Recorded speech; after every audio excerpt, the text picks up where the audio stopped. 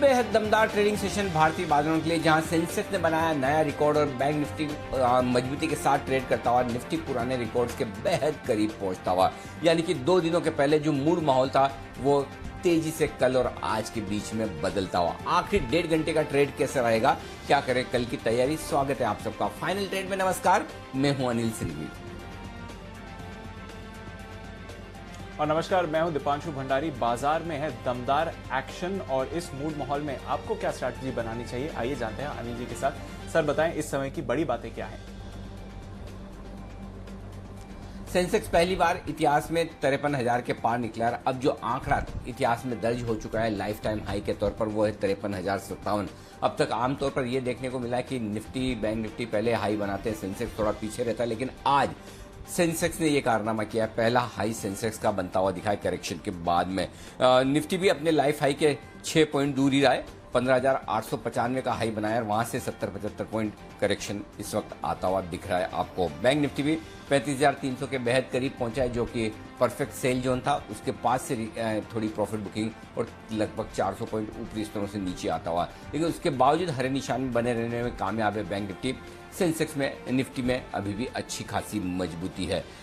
Auto index आज बाजार को ड्राइव करता हुआ, मारुति 5% उछलकर निफ्टी का टॉप गेनर है। सरकारी बैंकों में दमदार खरीदारी का माहौल बनता हुआ दिख रहा है।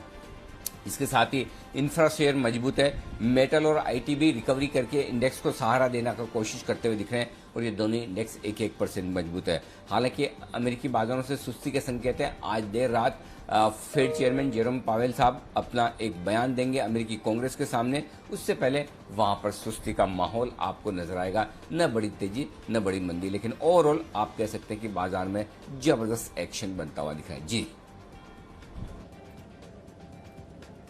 बिल्कुल सर, एक्शन तो जबरदस्त बना ही हुआ है।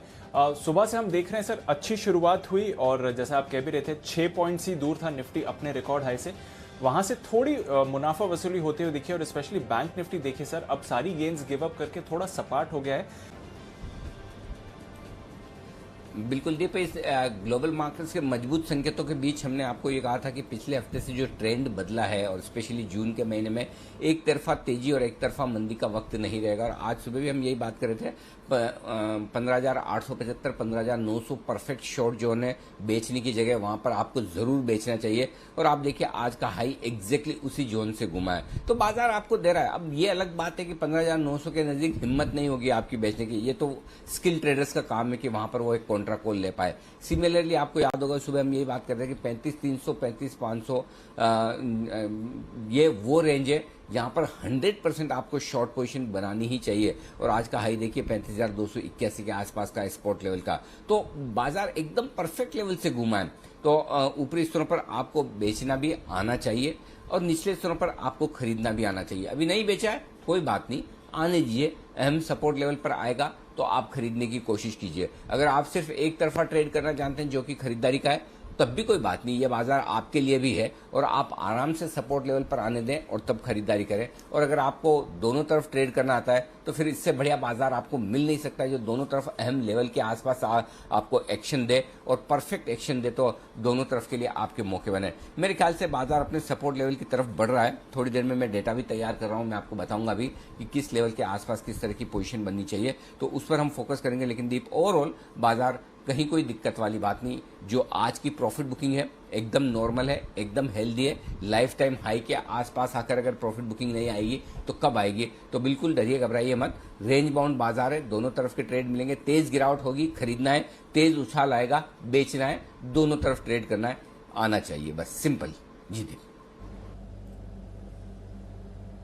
बिल्कुल सर, तो दोनों तरफ के ट्रेड पर है हमारी नजर और थोड़ी देर में हमारे एक्सपर्ट्स भी जुड़ेंगे और आपको बताएंगे कि कौन से हैं वो ट्रेड्स जो आप बाजार में ले सकते हैं। इंडेक्स स्ट्रैटेजी भी अनिल जी बस कुछ ही देर में देने वाले हैं। आइए उससे पहले जान लेते हैं इस हफ्ते कुछ अहम इवेंट्स आने वाले दिनों के और साथ ही आज के खबरों वाले शेयर्स। मानसी, वरुण दोनों हमारे साथ तैयार है। मानसी, गुड आफ्टरनून, बताएं कौन से इवेंट्स पर नजर है। Good afternoon Deepanshu. दमदार एक्शन है आने वाले 2 से 3 दिनों में। आज के ट्रिगर से ही शुरुआत करूंगी। एक तो बीएल एनएमडीसी के नंबर्स का इंतजार और उस पर फोकस रहेगा। साथ ही पीएनबी हाउसिंग फाइनेंस की ईजीएम पर आज नजर है। US Fed chairman Jerome Powell के बयान पर भी नजर होगी। उनकी टेस्टिमनी है और ये बयान में क्या निकल कर आता है उस पर हमारी नजर होगी। कल वायदा बाजार की कंपनी अपोलो हॉस्पिटल के नतीजे आएंगे। साथ ही धनसेरी टी की बोनस शेयर जारी करने पर एक बोर्ड बैठक है। इंडिया पेस्टिसाइड्स का आईपीओ कल खुलने जा रहे हैं। 290 से 296 रुपए प्रति शेयर प्राइस बैंड यहां पर तय किया गया है। यूको बैंक 500 करोड़ जुटाने पर कंपनी एक बोर्ड बैठक कल करने वाली है। इसके अलावा गुरुवार के दिन रिलायंस इंडस्ट्रीज की 44वीं एजीएम होने जा रही है। रैलिस इंडिया की 73वीं एजीएम होगी इस दिन। नाथ बायोजीन्स बोर्ड 24 जून यानी गुरुवार के दिन नतीजे और डिविडेंड साथ ही बायबैक पर विचार करेगा। Orient Refractories 24 June scheme of arrangement की रिकॉर्ड डेट तय की गई है। स्कीम के बाद कंपनी का नाम जो है वो बदल जाएगा और ये बदलकर आरएचआई मैग्नेसिटा इंडिया होता हुआ दिखेगा। कोल माइन ऑक्शन के लिए बोली जमा करने की आखिरी तारीख होगी गुरुवार यानी 24 जून। साथ ही श्याम मेटेलिक्स और सोना बीएलडब्ल्यू प्रेसिजन के लिस्टिंग्स भी होने जा रहे हैं गुरुवार के दिन। वहीं इंडियन बैंक 24 जून को क्यूआईपी के फाइनल प्राइस पर एक बोर्ड बैठक करेंगे। और एक्स डेट की अगर बात करें Adani port, Adani Total gas, Torrent power और विनती ऑर्गेनिक्स एक्स डिविडेंड ट्रेड होते हुए 24 जून को दिखेंगे। ओके, तो ये है आपके लिए राय, माफ कीजिएगा, ये है आपके लिए सारे के सारे ट्रिगर्स जिन पर आपको फोकस करना है। अब ढेर सारे डिविडेंड आ रहे हैं, ढेर सारे कॉर्पोरेट एक्शंस जो हो रहे हैं, उन कॉर्पोरेट एक्शंस के दम पर स्टॉक्स, जैसे कि आज आपने देखा आरती इंडस्ट्रीज किस तरह से एक्स बोनस ट्रेड हुआ है, 1:1 जो बोनस है तो आधा रह गया। तो ये सारे कॉर्पोरेट एक्शंस पर आपको नजर रखनी चाहिए और इनके लिए 2 तरीके हैं आपके पास। या तो दोपहर में 2 बजे जुड़ जाएं, मानसी आपको सारे के सारे ट्रिगर्स बताती हैं, या सुबह हमारी रिसर्च टीम सारे के सारे ट्रिगर्स आपके लिए लेकर आती है। कौन से ट्रिगर्स पर आपको रखनी है नजर रखनी है आपको एक स्टॉक पर जो आ रही है आपके लिए रिसर्च के तौर पर, जी बिजनेस की एक एक्सक्लूसिव रिसर्च आपके लिए आने की तैयारी में। उससे पहले क्लोजिंग शो का पहला बिगुल परंपरा के मुताबिक वागले साहब के नाम, वागले का वंडर।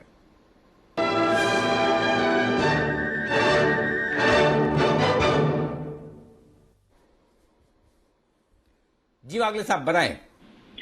आफ्टरनून अनिल जी, आफ्टरनून दीपांशु।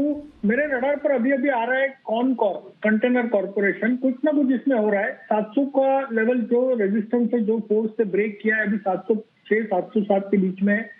मुझे लगता है ये 720 तक जाने के लिए तैयार है। शायद वो आज के दिन में ही आ सकती है। 697 का आपका स्टॉप लॉस होना चाहिए। 720 का पहला टारगेट, पोजिशनल टारगेट 730 का। ओके, 720 और 730 के टारगेट्स के लिए खरीदारी करें। कॉनकॉर सुबह से ही मोमेंटम में आ रहा है और अब ब्रेकआउट रैली आपको आती हुई दिख रही है। 3.5% ऊपर कॉनकॉर, इस पर रखें नजर। ढेरों और स्टॉक्स हैं जो एक्शन में है, पर आइए उससे पहले एक बार जान लेते हैं आज के खबरों वाले शेयर्स कौन से हैं। वरुण हमारे साथ तैयार हैं। गुड आफ्टरनून वरुण, बताइए। गुड आफ्टरनून दीप। देखिए, सबकी नज़र आज जेट एयरवेज के एनसीएलटी की बैठक पे थी और एनसीएलटी की बैठक पे थी और एनसीएलटी ने इस कंपनी के जो रेजोल्यूशन प्लान है उसको मंजूरी दे दी है, लेकिन स्लॉट के ऊपर अभी फैसला नहीं लिया है। इनका कहना है कि अर्जी देने पर डीजीसीए जो है वो स्लॉट के ऊपर विचार करेगा। 90 दिनों के भीतर सारी मंजूरियाँ फिर से इस कंपनी को लेनी होगी। इसके अलावा खबरें यह है कि रिलायंस इंफ्राटेल को जो 4,400 करोड़ मिले थे रिलायंस जियो से, क्योंकि रिलायंस जियो ने रिलायंस इंफ्राटेल के टावर को खरीदा था, वो 4,400 करोड़ इसको बैंक में बांटने थे। काफ़ी सारे चाइनीज बैंक्स थे, लेकिन इनको बांटने से एनसीएलटी ने मंजूरी नहीं दी है। इनने कहा है कि नहीं, ये पैसे भी नहीं बांटे जाएंगे। दोहा बैंक ने दरअसल इसकी अर्जी दी थी, तो इसका इम्पैक्ट ज़्यादातर तो बैंक्स पे होगा जिनकी यहाँ लेनदारी थी, कंपनियों पे शायद कम होगा, लेकिन रिलायंस इंडस्ट्रीज और रिलायंस कम्युनिकेशन इसके चलते आपके रडार पे रहना चाहिए। एचपीएल इलेक्ट्रिक, ये कंपनी दिल्ली में स्मार्ट मीटर लगाने वाली है। NB-IoT यानी कि narrow brand internet of things से लेस ये जो स्मार्ट मीटर्स है वो ये कंपनी लगाएगी। Engineers India limited, Numaligarh refinery को जो ऑर्डर मिला था 111 करोड़ का, वो अब इंजीनियर्स इंडिया जो है उसको मिल गया है, तो ये कंपनी इस ऑर्डर को पूरा करने वाली है। स्यूबेक्स यहाँ पे सोल्यूशन के साथ इसने करार किया है। साइबर सिक्योरिटीज के लिए इस कंपनी ने इसका करार किया है। शिल्पा मेडिकेयर, पैरासिटामोल ऑयल को ओरल थिन फिल्म लॉन्च किया है इस कंपनी ने पैरासिटामोल ऑयल के लिए। इसके अलावा एक खबर ये आई है कि गुजरात के मुख्यमंत्री जो है उन्होंने ई व्हीकल पॉलिसी की घोषणा की है। इसमें चार्जिंग इंफ्रास्ट्रक्चर जो है उसके लगाने के ऊपर काफ़ी सारी सब्सिडी जो है वो दी जाने वाली है, तो इसके चलते आपकी जो ऑटो कंपनीज है या फिर चार्जिंग इंफ्रास्ट्रक्चर या फिर ईवी स्पेस में जितनी कंपनीज है वो फोकस में रहनी चाहिए।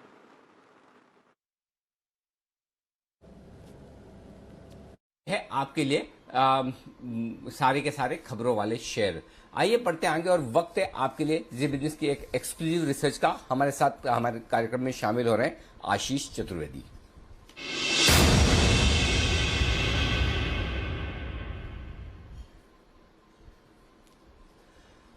आशीष बताइए क्या है स्टॉक, क्या है खबर और क्या है आज का पूरा इस स्टॉक के लिए ट्रिगर्स का कारण जिसकी वजह से स्टॉक 10% मजबूत है। अनिल जी, स्टॉक है मेथन अलॉयज और सबसे पहले मैं आपको कंपनी का थोड़ा सा बैकग्राउंड दे देता हूं। फेरो मैग्नीज बनाने वाली दिग्गज कंपनी है और सिलिको मैग्नीज, फेरो मैग्नीज और फेरो सिलिकॉन का देखें तो ये माइनिंग करती है और इनका क्लाइंटेल अगर आप देखें तो बहुत बढ़िया है। POSCO, ArcelorMittal, China Steel, Emirates Steel के साथ ये काम करते हैं। के साथ अगर आप देखें तो जो डोमेस्टिक कंपनीज हैं, सेल है, जिंदल स्टील है, इनके साथ तो पिछले 10 साल से ये काम कर रहे हैं, इनको सप्लाई करते हैं। और मैं आपको बता दूं कि इनके जो प्रोडक्ट्स हैं इनका स्टील उत्पादन में काम होता है। और इस स्टॉक की अनिल जी बड़ी री रेटिंग होने वाली है। इसके पीछे 3 बड़े कारण है। सबसे पहला कारण अगर आप देखें तो जो फेरो मैग्नीज की कीमतें हैं इनमें जबरदस्त उछाल देखने को मिला है। 2008 में जो है ऑल टाइम हाई बनाया था 80,000 रुपए का प्रति टन का। अब कीमतें अगर आप देखें तो 1 लाख रुपए प्रति टन के पार चली गई हैं। पिछले तिमाही अगर आप देखें तो कीमतें करीब 60,000 रुपए प्रति टन थी। तो वहां से अगर आप देखें तो कीमतें ऑल टाइम हाई पर है। काफी बढ़िया तेजी जो है कीमतों में देखने को मिल रही है। और अच्छी बात यह भी है कि कोई नई कैपेसिटी एडिशन नहीं हो रहा, तो सप्लाई बढ़ने की बिल्कुल चिंता नहीं है। और इनफैक्ट जो इंटरनेशनल क्लाइंट्स है ये अगर आप देखें तो जो फॉरवर्ड कॉन्ट्रैक्ट्स ले रहे हैं बहुत ऊंची कीमतों पर ले रहे हैं, सोर्स कर रहे हैं मटेरियल। जो हमारी घरेलू कंपनीज है वहां से अगर आप देखें तो जापान है, यूरोप है, यहाँ से जो मांग है बहुत स्ट्रांग है, जिसके चलते अगर आप देखें तो कीमतों में जो बढ़त है इसका फायदा देखने को मिलेगा। और आगे जाकर जो इस कंपनी के नतीजे आएंगे वो जबरदस्त देखने को मिलेंगे। दूसरा और बड़ा और इंपॉर्टेंट कारण यह है कि हाल ही में जो है कंपनी ने Impex metals and ferro alloys का अधिग्रहण किया है, एनसीएलटी से अधिग्रहण किया है। और इस कंपनी के पास अगर आप देखें तो 900 करोड़ के असेट्स हैं। 37 एकड़ में इनका प्लांट फैला हुआ है, विशाखापट्टनम पोर्ट से काफी पास है, तो इसका भी एक स्ट्रैटेजिक एडवांटेज कंपनी को मिलता है। 49,500 टन प्रति वर्ष की जो है इनके पास क्षमता है। और इस कंपनी जिसके पास 900 करोड़ के एसेट्स हैं, इन्होंने केवल 74 करोड़ में इस कंपनी को खरीदा है। और कंपनी जो है अगले 6 महीने में अगर आप देखें तो इसका कंट्रीब्यूशन यहां से आना शुरू हो जाएगा। तो आप समझ सकते हैं कि अगली 2 तिमाहियों के बाद आपको जो ईपीएस में ग्रोथ नजर आएगी वो काबिले तारीफ होगी, बढ़िया ग्रोथ देखने को मिलेगी। और अनिल जी अंत में सबसे बड़ा री रेटिंग का कारण ये भी हो सकता है कि स्टॉक अगर आप देखें तो बहुत ही अंडर वैल्यूड है। स्टॉक की जो वैल्यूएशन है बहुत आकर्षक नजर आ रही है। कंपनी का साइज देखिए बहुत छोटा है, 2750 करोड़ का मार्केट कैप है। इतनी अच्छी कंपनी जो है डेट फ्री है, केवल 8.7 टाइम्स का ईवी एबिटा है। और पिछले 5 साल का ट्रैक रिकॉर्ड अगर आप देखें तो मुनाफे में ग्रोथ भी बहुत शानदार है। 24% सीएजीआर की दर से जो है कंपनी का जो मुनाफा है वो बढ़ता जा रहा है। 21% के आरओसी है। और देखिए फंडामेंटल्स तो सुधर रहे हैं, आगे जाकर जो नतीजे हैं वो भी बढ़िया देखने को मिलेंगे। और अच्छी बात ये भी नजर आ रही है कि जो विदेशी निवेशक हैं यानी एफआईज, इनकी भी जो होल्डिंग है वो बढ़ती जा रही है। पिछले तिमाही अगर आप देखें तो केवल 0.76% थी एफआईज की होल्डिंग, जो कि अब बढ़कर 1.25% हो गई है। तो अनिल जी अगर आप देखें तो विदेशी निवेशकों का भी भरोसा बढ़ रहा है और आगे जाकर जो फाइनेंशियल्स होंगे इस कंपनी के बहुत शानदार होंगे। बिल्कुल, और बढ़िया एक्शन में भी रहा है स्टॉक का। 10% ऊपर एक्सक्लूसिव रिसर्च का आप इम्पैक्ट भी देख रहे हैं। अनिल जी किस तरह से देखें माइथन एलॉयज जो आशीष एक्सक्लूसिवली हमें बता रहे हैं, ढेरों ट्रिगर्स निकल कर आ रहे हैं कंपनी के आगे अच्छी परफॉर्मेंस को लेकर और प्राइसिंग को भी लेकर अच्छा सहारा मिल रहा है। बिल्कुल। और जी दीपा, और बिल्कुल मेरे ख्याल से आज जो इतना ज़्यादा बढ़ा है उसके पीछे कारण सबसे बड़ा ये कि सुप्रीम कोर्ट की तरफ से वो फैसला आ गया जिसमें एनसीएलटी से ये इंपेक्स मेटल्स का एक्विजिशन करने वाले थे, तो उसका मामला था, वो मामला क्लियर हो गया। तो ये बड़ा ट्रिगर हुआ है क्योंकि आजकल नए प्लांट्स लगाने को मंजूरी आसानी से मिल नहीं रही है। और इंपेक्स स्टील का प्लांट इनके पास आ जाने के बाद इनकी कैपेसिटी कुछ 48-50 हज़ार मेट्रिक टन से बढ़ जाएगी। तो इमीडिएटली इनकी ये कैपेसिटी में इजाफा होगा। तो एक तरह से आपका कैपेक्स हो गया, और वो भी प्लांट ऐसा है जो सिर्फ इन्हें 75 करोड़ रुपए में मिला है, तो बहुत ही सस्ते दाम पर मिला है। तो पहली चीज तो वो सबसे बड़ा कारण वो है। दूसरा कारण ये कि जो ये मैग्नीज बनाते हैं उसका दाम पिछले 1 क्वार्टर में 60,000 रुपए से बढ़कर 1 लाख रुपए हो गया। यानी कि करीबन आप देखिए उसके दाम में 40,000 रुपए की प्रति की बढ़ोतरी आई है। वो बढ़ोतरी बहुत जबरदस्त है। उसके चलते हुए अगर इस साल ये कंपनी जबरदस्त परफॉर्मेंस है तो कोई बड़ी बात नहीं। आराम से 200 से 250 रुपए के बीच में ईपीएस कर सकते, तो आप सोच सकते हैं 4-5 के पी मल्टीपल पर ये स्टॉक ट्रेड कर रहा है। ये तो अगर हम एसआईपी कर रहे होते तो ये एक परफेक्ट एसआईपी कैंडिडेट हो सकता था।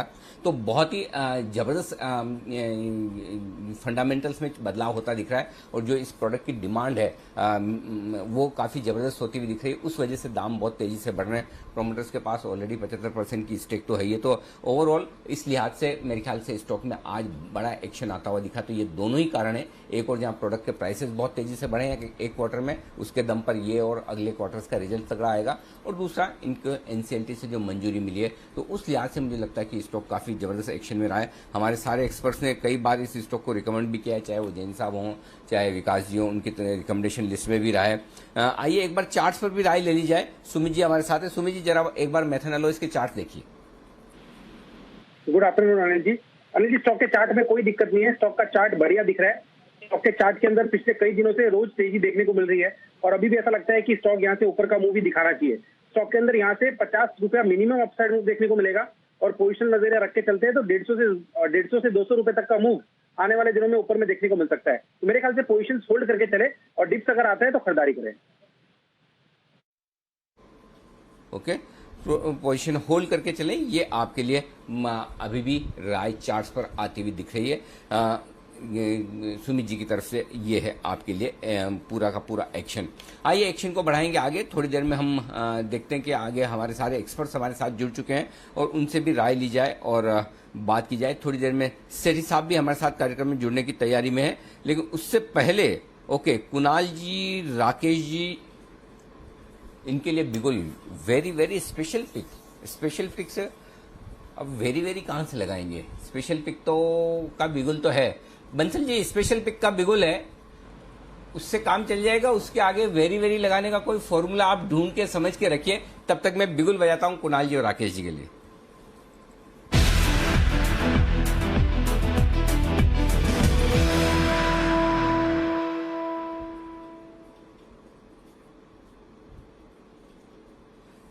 बताएं सर, क्या है very very special pick, VVS pick?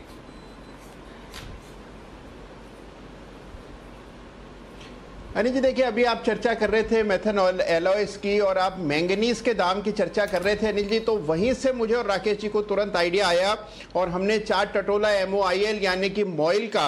और अनिल जी, इसमें जबरदस्त ब्रेकआउट आता हुआ दिख रहा है। जिस तरह का मोमेंटम यहाँ बन रहा है, जिस तरह वापस से मेटल्स का कमबैक हुआ है, मैंगनीज और यानी कि MOIL में खरीदारी करने की राय है। Over to Rakesh ji.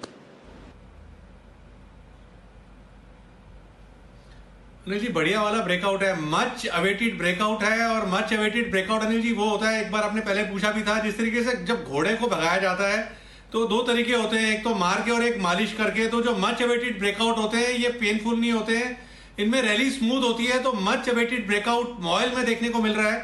200 का स्टॉप लॉस है, 218, 218 पहला टारगेट, 230 दूसरा टारगेट, और मॉइल है हमारा वेरी वेरी स्पेशल पिक वाला स्टॉक। ओके, बिल्कुल, क्या बात है, जबरदस्त कॉमन सेंस का इस्तेमाल किया। और जिस तरह से मैंगनीज की हम बात कर रहे थे, जिसके सिलिको मैंगनीज जो मेथन एलॉयज बनाती है उसके दाम जो बढ़े हैं तेजी से, उसी की तरह इसके भी दाम, जाहिर सी बात है कि मैंगनीज और बनाने वाली ये कंपनी है मॉइल, इसके लिए भी फायदे की बात। तो 200 रुपए के स्टॉप लॉस के साथ आप करें खरीदारी, 218 और 230 का टारगेट ये लेकर चलें आप, आपके लिए ये होगा एकदम परफेक्ट। ये राय है कुणाल जी और राकेश जी की तरफ से आती हुई। आइए कुछ और स्टॉक्स हैं जहां पर फोकस किया जाए और आगे बढ़ते हैं। उससे पहले एक बार जल्दी से देख लेते हैं पिरामल एंटरप्राइजेस, 6% की दमदार मजबूती बनती हुई दिख रही है इस स्टॉक में। और इसी पर एक बार विश्वेश जी चार्ट्स पर दीजिए अपनी राय।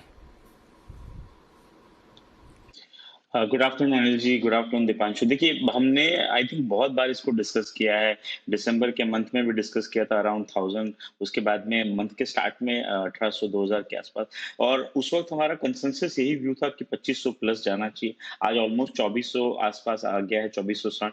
देखिए, मुझे ऐसा लग रहा है अनिल जी ये 3200 की ओर जा रहा है, और जिस हिसाब से स्टॉक में आज ब्रेकआउट है, वीकली इंडिकेटर्स टर्न हुए हैं, मुझे लग रहा है कि शायद ये सीरीज में 2600 के आसपास तक का व्यू हो सकता है, बिकॉज 2600 2600 में हाईएस्ट ओपन इंटरेस्ट है, लेकिन अगर एक और महीना दे तो मुझे लगता है ऑल टाइम हाई जो स्टॉक का है 3200, क्योंकि जितना बड़ा इसका ब्रेकआउट है मुझे लगता है यहाँ पे अगर कोई भी नेगेटिव वीकली क्लोज आती है that is gonna be a buying opportunity. So in a very short term Anil ji मैं कहूंगा कि 2500 का माइनर हर्डल है, क्योंकि एक्सपायरी है, 3 लाख शेयर का ओपन इंटरेस्ट है वहां पे। बट मुझे ऐसा लगता है कि अगर थोड़ा सा टाइम दे, ये एक्सपायरी का व्यू ना लेके अगली एक्सपायरी का व्यू दे, तो 2600 एंड देन उसके बाद 3200 तक के टारगेट बन सकते हैं। यहाँ से भी और मजबूती हो सकती है, थोड़ा सा लंबा व्यू लेना होगा। अब डे टू डे व्यू के बाहर निकल चुका है ये स्टॉक, 6.5%। DHFL का एक्विजिशन जबरदस्त इस स्टॉक के लिए काम आता हुआ दिख रहा है, इसमें कोई डाउट नहीं। तो दमदार एक्शन यहाँ पर होता हुआ दिख रहा है। आइए बढ़ते हैं आगे और कुछ और स्टॉक्स जहाँ पर एक्शन भरपूर होता हुआ दिख रहा है, उनमें से एक है मारुति, जहाँ पर बढ़िया तेजी बनती हुई दिख रही है। आइए मारुति के स्टॉक्स पर भी एक बार राय ले ली जाए। मेरे ख्याल से सुबह वागले साहब के रडार पे आया था मारुति, जहां तक मुझे याद है। वागले साहब एक बार चार्ट्स देखिए मारुति के, पालवे साहब ने रिकमेंड किया था, माफ कीजिएगा। वागले साहब बताएं मारुति के चार्ट्स। अनिल जी काफी चल चुका है, दिन में 5% मूव मारुति बहुत टाइम नहीं होता है, तो इसके बाद लेना तो फाइनेंशियल मैच नहीं होंगे, क्योंकि सबका 71, 20, 30 होगा, तो 150 रुपए नीचे है, तो वो लिया से कंफर्टेबल नहीं है। बट किसी ने लिया है तो मुझे लगता है ये मूव कंटिन्यू होगी 73, 80, 70, 400 तक, और एक 120 पॉइंट की अपमूव दिखाई दे रही है। लेना भी होगा तो थोड़ा सा करेक्टिव मूव आता है, नियरिंग 7200 आ गया तो ही लेना चाहिए। मारुति 7200 बल्कि 7300 के लेवल्स आ गए हैं। एक ही दिन में हम देख रहे हैं 350 रुपए की तेजी हो गई है। अब थोड़ा और इंतजार करेंगे फ्रेश मूव आने के लिए। पर सुमित जी को एक स्टॉक पसंद है, बिगुल उनके लिए सुमित के सुपर हिट।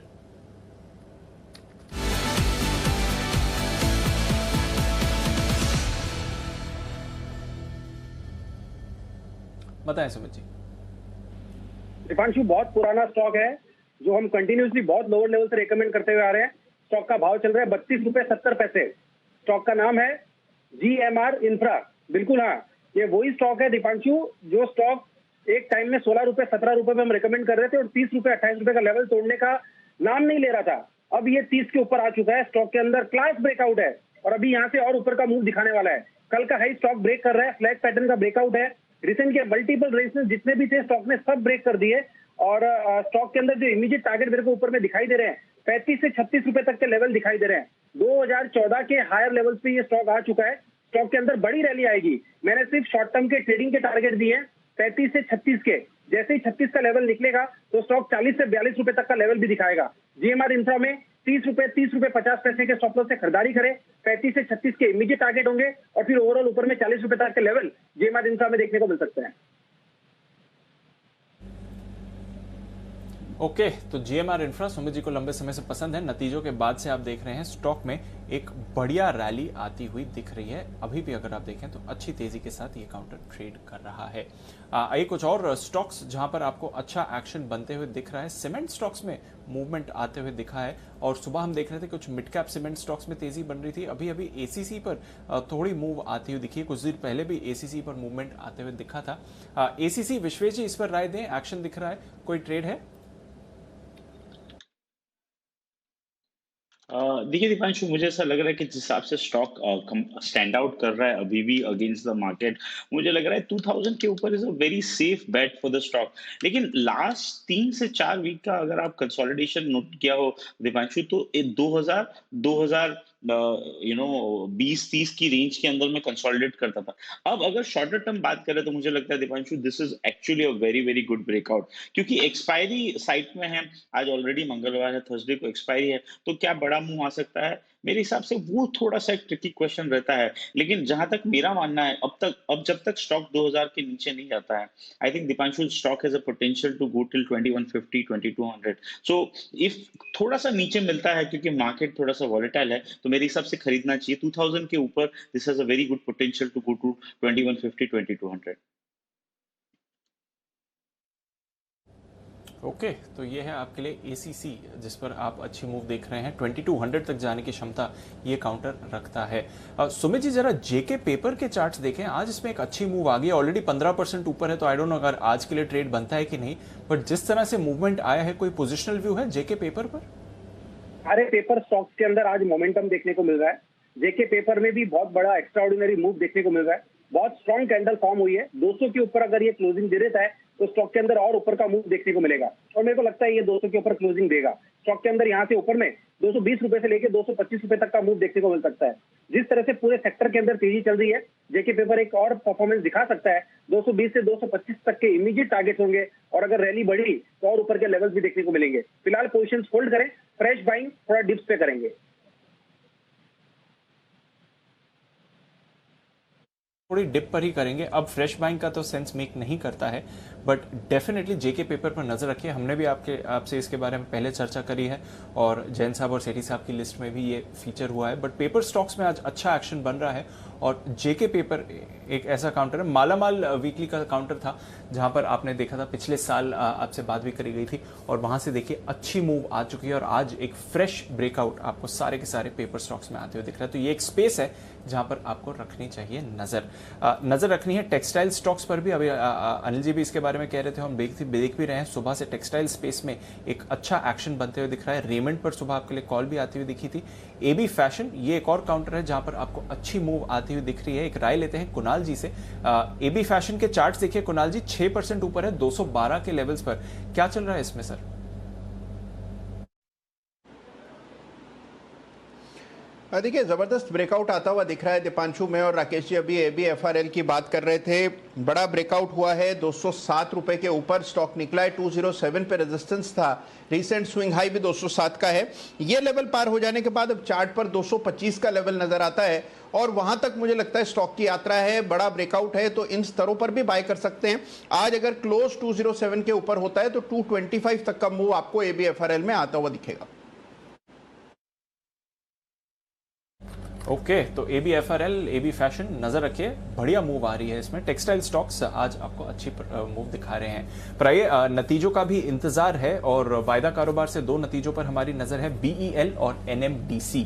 बात करते हैं आशीष के साथ। आशीष, पहले बताइए BEL से क्या अनुमान है बाजार का?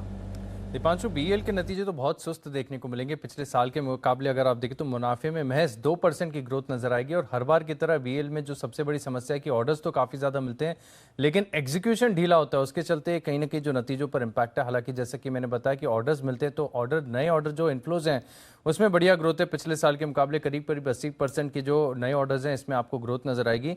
हालांकि एक बात खास है कि डिफेंस स्पेस में जो ऑर्डर मिले हैं वहां पर एग्जीक्यूशन अच्छा हुआ है, उसके चलते जो टॉप लाइन है यहाँ पर आपको करीब 12% की ग्रोथ देखने को मिलेगी। कामकाजी मुनाफा जो है इसमें महज 2% की ग्रोथ रहेगी, और जो मार्जिन हैं वहां पर इस बार आपको गिरावट देखने को मिलेगी। 25.5% से घटकर 23% रहेंगे इनके एबिटा मार्जिन। तो कुल मिलाकर देखा जाएगा तो नतीजे हर पैमाने पर अगर आप देखें तो बेहद सुस्त और म्यूटेड नजर आएंगे। सुस्त म्यूटेड नतीजे रहने वाले हैं। 150 पर स्टॉक होल्ड कर रहा है। देखते हैं नतीजों के बाद क्या एक्शन आता है। आशीष, आपसे NMDC पर बात करें उससे पहले विश्वेश जी एक कॉल देना चाह रहे हैं, तो चलिए चलते हैं उनके पास। विश्वेश के विशेष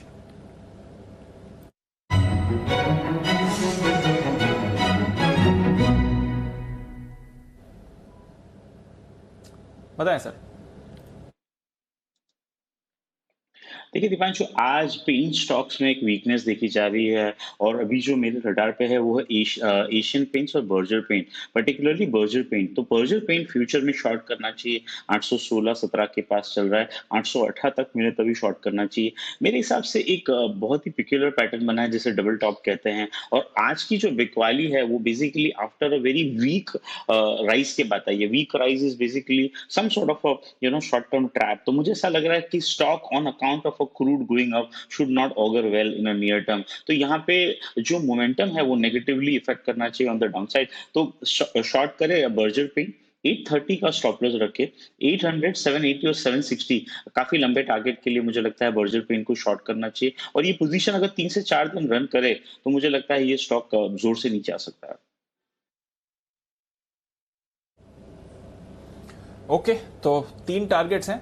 800, 780 और 760 इन 3 टारगेट्स के लिए आपको बिकवाली करनी है। 830, 830 का लगाना है स्टॉप लॉस। ये है राय बर्जर पेंट्स के लिए। गिरावट के लिए हो रहा है तैयार ये काउंटर इस समय और डेज लो पर ट्रेड कर रहा है। कच्चे तेल के दाम ऊपर जा रहे हैं, हालांकि पेंट कंपनीज यूजुअली जो दाम बढ़ोतरी होती है उसको पास ऑन कर देते हैं, बट डेफिनेटली नियर टर्म के लिए एक हेडविंड जरूर बनता है जब भी कच्चे तेल के दामों को आप ऊपर जाते हुए देखते हैं इन कंपनीज के लिए। हाँ, आइए एनएमडीसी का बात कर रहे थे हम और आशीष हमारे साथ तैयार हैं बताने के लिए कि एनएमडीसी से बाजार क्या अनुमान लगा रहा है। आशीष बताइए।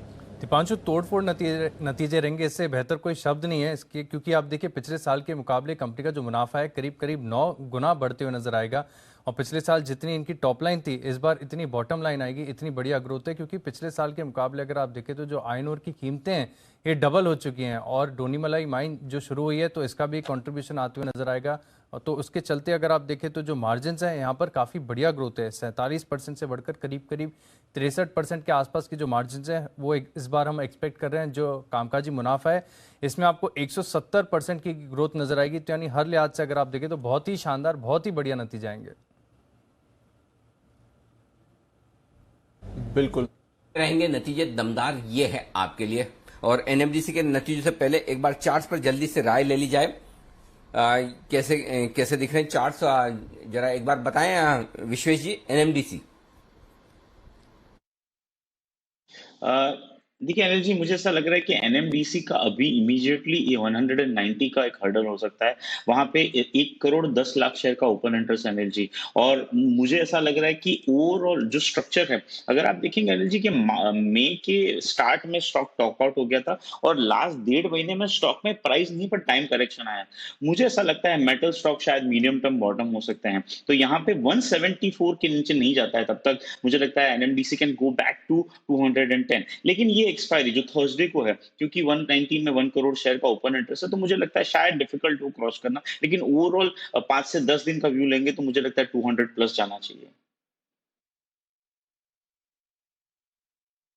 ये है आपके लिए एनएमडीसी पर राय। आइए 2:30 का समय, और ये समय 2 खास चीजों के लिए। पहला सेठी साहब की शॉर्ट टर्म पिक्स और दूसरा 2:30 बजे की स्ट्रेटेजी। तो सेठी साहब तैयार है, लेते हैं उनकी बेहतरीन short term pics.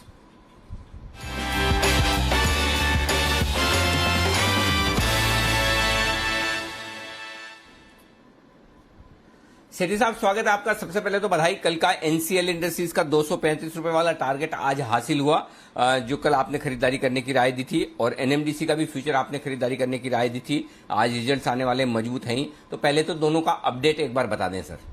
Good afternoon Anil ji, good afternoon Deepanshu. Thank you Anil ji. देखिए कल मैंने एनसीएल इंडस्ट्रीज 220 के लेवल पर रिकमेंड करा था, टारगेट था 235 का, जो कि आज अचीव हो गया सुबह ही। अभी भी 233-34 के लेवल पे है, बट इस स्टॉक को अभी यहाँ पे भी रखना, बिकॉज जो एक मेरा रीजनिंग था कि इसका फ्राइडे को इसके नतीजे आएंगे और सीमेंट स्टॉक्स के नतीजों को देखते हुए इसके नतीजे अच्छे रहने चाहिए, तो यहाँ से भी और अपसाइड देखता हूँ।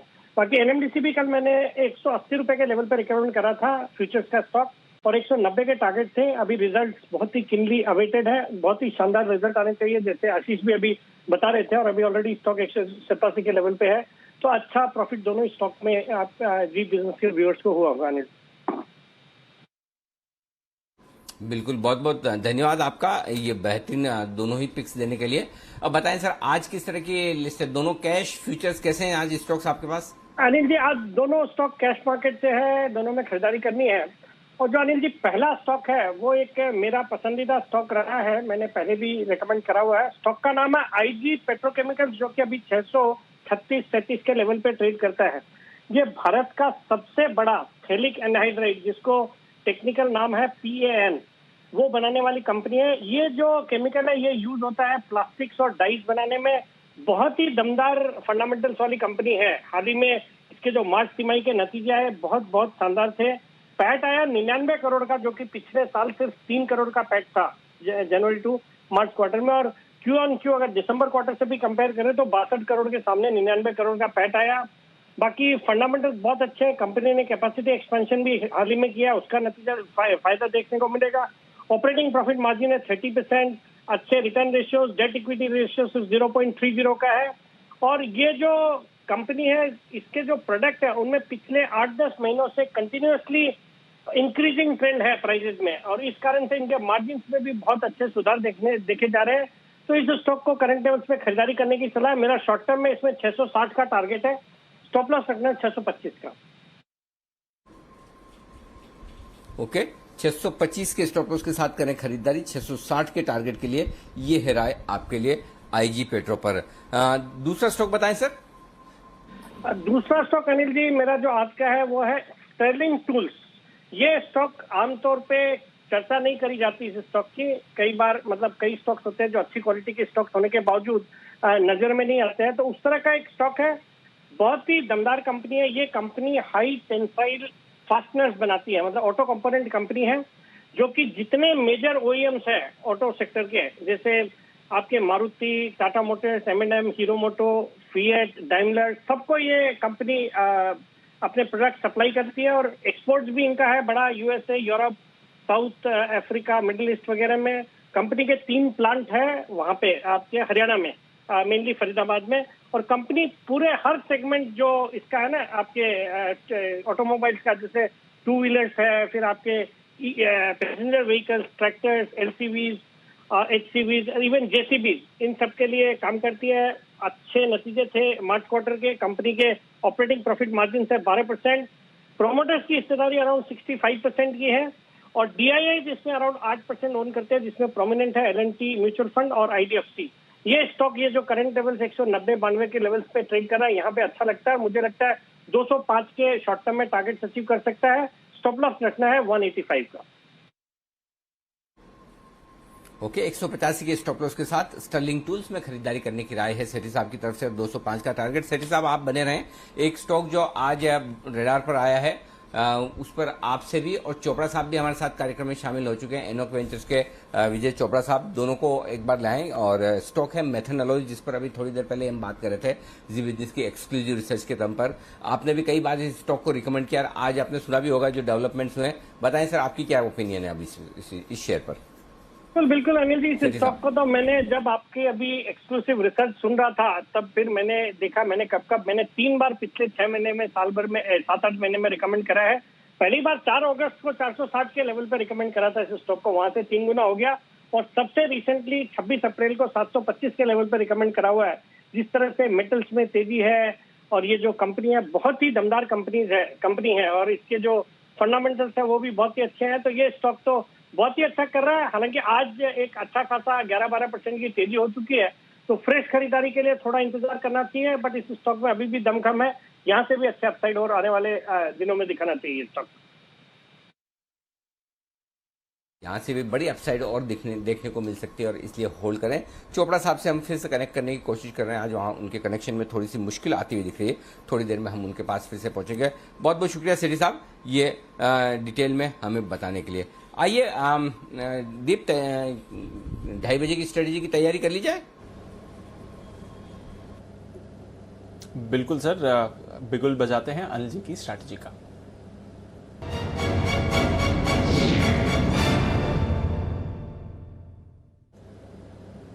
अनिल जी, डाउ फ्यूचर्स पर नजर रखिए, थोड़ी वॉलेटिलिटी दिखा रहा है। आज सुबह हम सपाट एक्शन देख रहे थे, उसके बाद अच्छी तेजी डाउ फ्यूचर्स में बनी, फिर गिरावट भी आई, 50 पॉइंट नीचे था, अब थोड़ी रिकवरी है, एकदम सपाट होते हुए दिख रहा है। बट डाउ फ्यूचर्स सीमित दायरे में काफी वॉलेटाइल हो रहा है। नैस्डैक फ्यूचर्स की भी अगर आप बात करेंगे सर, तो इस समय आपको हल्की गिरावट वहां पर भी आती हुई दिख रही है।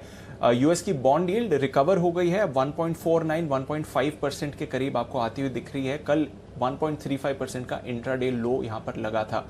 यूरोप की बात करें तो यहां पर थोड़ी सुस्ती है, एकदम रेंज में सपाट कारोबारी आप कह सकते हैं। यूके थोड़ा ऊपर है, फ्रांस और जर्मनी थोड़ा नीचे हैं। एशिया में आज कल जापान 3% गिरा था, आज 3% रिबाउंड हुआ है। हांगकांग नीचे बंद हुआ है 180 पॉइंट फिसलकर। चीन में आपने 0.1% की तेजी देखी है। तो थोड़े ग्लोबल बाजार मिले जुले हैं। जो सुबह की स्ट्रेंथ थी वो इस समय रिफ्लेक्ट नहीं हो रही है। सर बताएं क्या करना चाहिए? दीप, मुझे ऐसा लगता है कि 15,800 का लेवल निफ्टी क्लोजिंग बेसिस पर होल्ड करना चाहिए अभी जो संकेत दिख रहे हैं उसके हिसाब से। और क्यों ऐसा कह रहा हूं, 15,800 के पुट पर 52 लाख शेयरों का है, उसमें से 36 लाख शेयरों का ओपन इंटरेस्ट आज जुड़ा है। तो 36 लाख शेयर आज पुट राइटर्स 15,800 पर इकट्ठा हुए हैं। तो मेरे ख्याल और किसी भी सिंगल स्ट्राइक प्राइस पर पुट या कॉल दोनों में हाईएस्ट ओपन इंटरेस्ट ये है। तो इसके दम पर मैं ये कहना चाहता हूं 15,800 के नीचे हम बंद नहीं होंगे, और 15,800 के ऊपर बंद होना एक बार फिर से बाजारों को मजबूती की तरफ ले जाने का संकेत देता है। तो अभी तक जो संकेत है उस हिसाब से हम 15,800 के ऊपर बंद होने चाहिए, और साथ ही 15,800 के कॉल्स पर भी 43 लाख शेयर हैं। तो जैसे आप 15,775 15,800 के आसपास पहुंचेंगे, जो कॉल राइटर्स जिन्होंने कॉल बेच रखे हैं वो अपनी शॉर्ट पोजीशन काटने की कोशिश करेंगे, क्योंकि आज 15,900 के आसपास के लेवल भी उन्होंने सुबह देख लिए, तो उन्हें पता है कॉल बेचकर सही काम नहीं किया है। तो इसलिए आपको 15,800 लगता है इस वक्त के डेटा के लिहाज से क्लोजिंग बेसिस पर होल्ड होना चाहिए, अनलेस की कोई मतलब डाउ 100, 150, 200 नीचे हो जाए अचानक से, तब वो तो अपने को पता नहीं। लेकिन अभी की सिचुएशन के हिसाब से 15,800 के ऊपर आप बंद होंगे। 15,900 के ऊपर बंद होना भी मुश्किल होगा, क्योंकि 15,900 के कॉल ऑप्शन पर 58 लाख शेयर हैं, उसमें से 21 लाख शेयर आज जुड़े हैं। तो क्लोजिंग बेसिस पर आप इस 100 पॉइंट की रेंज को होल्ड करोगे, इस बात की संभावना पूरी है। तो ये तो बात हुई निफ्टी की। बैंक निफ्टी थोड़ा ट्रिकी हो गया है और बड़ा इंटरेस्टिंग दिख रहा है। बैंक निफ्टी के मंथली सीरीज है, देखिए ये आप, और मंथली सीरीज में एक ही स्ट्राइक प्राइस पर हाईएस्ट ओपन इंटरेस्ट बना हुआ है बैंक निफ्टी में पुट और कॉल में, और वो है 35,000 के पुट पर 18 लाख शेयर है, 13 लाख शेयर आज ही जुड़े हैं। 35,000 के कॉल्स पर 22 लाख शेयर है, 9 लाख शेयर आज ही जुड़े हैं। तो जहां पुट में आज इजाफा ज्यादा हुआ है वो थोड़ी सी तरफ तेजी की ओर इशारा ज्यादा करता है, वहीं कॉल्स में इजाफा आज थोड़ा कम हुआ है, लेकिन ओपन इंटरेस्ट उनका 22 लाख शेयर का है वो ज्यादा है। तो 35,000 मेक और ब्रेक लेवल है। तो अब आप इस चीज का इंतजार करें, 34,800 माफ कीजिएगा 34,800 35,200 ये 400 पॉइंट की रेंज है जिसके बीच में बैंक निफ्टी क्लोजिंग होगा। या तो 35,800 के नीचे बंद हो तो मूड बनाए कमजोरी की तरफ, या 34,800 के नीचे बंद हो तो मूड बनाए कमजोरी की तरफ, या 35,200 के ऊपर बंद हो तो फुल फ्लेज तेजी में आ जाए। ऐसा लग रहा है इस 400 पॉइंट की रेंज में कहीं बैंक निफ्टी बंद होने के वो कंसोलिडेट करने वाला है। तो ज्यादा संभावना है कि 35,000 के आसपास ही कहीं क्लोजिंग देखने को मिलेगी, जो डेटा है उस हिसाब से। बैंक निफ्टी में तेजी और मंदी दोनों में पोजीशन बिल्कुल बराबर है, लेकिन अच्छी बात यह कि निफ्टी में अभी भी जो डेटा बने हैं वो पॉजिटिव साइड पर ज्यादा है। बैंक निफ्टी में बराबरी का मामला है, एकदम टक्कर का मामला है, ये आप डेटा में इस वक्त देख सकते हैं। जी जी बिल्कुल सर। तो बैंक निफ्टी के लिए 400 पॉइंट की रेंज आ रही है, देखते हैं किस तरफ बैंक निफ्टी चूज करता है। बट निफ्टी 15,800 को डिफेंड करने में सक्सेसफुल रहना चाहिए। थोड़ी ऊपरी स्तरों से बाजार हल्के हुए हैं, बट वापस आपको एक्शन के लिए तैयार होते हुए दिख रहे हैं। आइए फिर एक बढ़िया ऑप्शन लेते हैं सुमित जी की तरफ से, बिगुल कैश का ऑप्शन।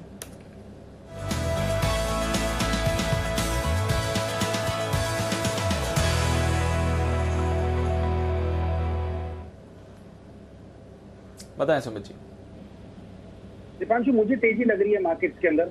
मुझे लग रहा है कि निफ्टी यहाँ से ऊपर का मूव दिखाएगा, तो निफ्टी के अंदर ऑप्शंस के जरिए कॉल लेने का सलाह रहेगा।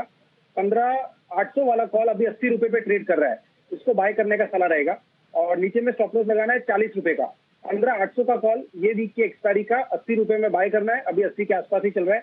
40 रुपए का इसमें नीचे में स्टॉप लॉस लगाना है। ऊपर में जो टारगेट बनेगा 120 का पहला बनेगा, 150 का दूसरा बनेगा। तो buy Nifty 15,800 call at CMP, stop loss 40, target 120 और 150। 120-150 के टारगेट के लिए 15,800 की कॉल खरीदें निफ्टी की। सुमित जी की है ये राय, जैसा अनिल जी भी कह रहे थे 15,800 बाजार डिफेंड करते हुए दिखेगा। आइए एक कॉल वागले साहब की तरफ से, बिगुल वागले का वंडर।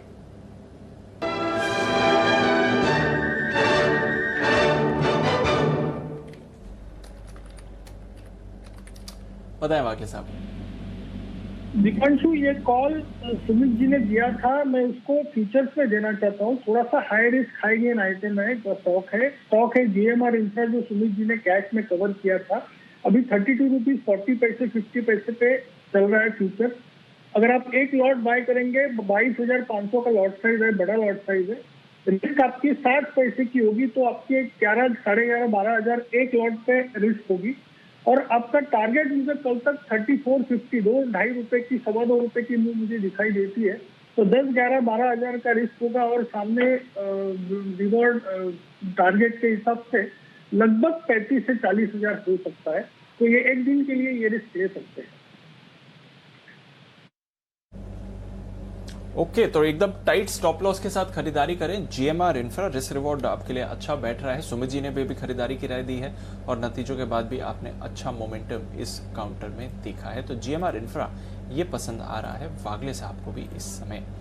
और अभी हम बात कर रहे थे कच्चे तेल की, जिस तरह से दाम लगातार बढ़ते हुए दिख रहे हैं। $75 के पार आपको ब्रेंट जाते हुए दिखा है अप्रैल 2019 के बाद पहली बार। क्या होगा इसका इम्पैक्ट, कहां पर रखनी है नजर तेल के दामों में बढ़ने से? आइए जानते हैं वरुण के साथ। वरुण बताइए क्या चल रहा है कच्चे तेल में? डेफिनेटली देखिए, कच्चे तेल में लगातार बढ़ोतरी देखने मिल रही है। सिर्फ इसी साल जनवरी से अब तक अगर आप देखेंगे तो 45% के आसपास की रैली जो है कच्चे तेल में आ चुकी है और अप्रैल 2019 के बाद के तो सबसे उच्चतम स्तर जो है वो कच्चे तेल ने छू लिए हैं।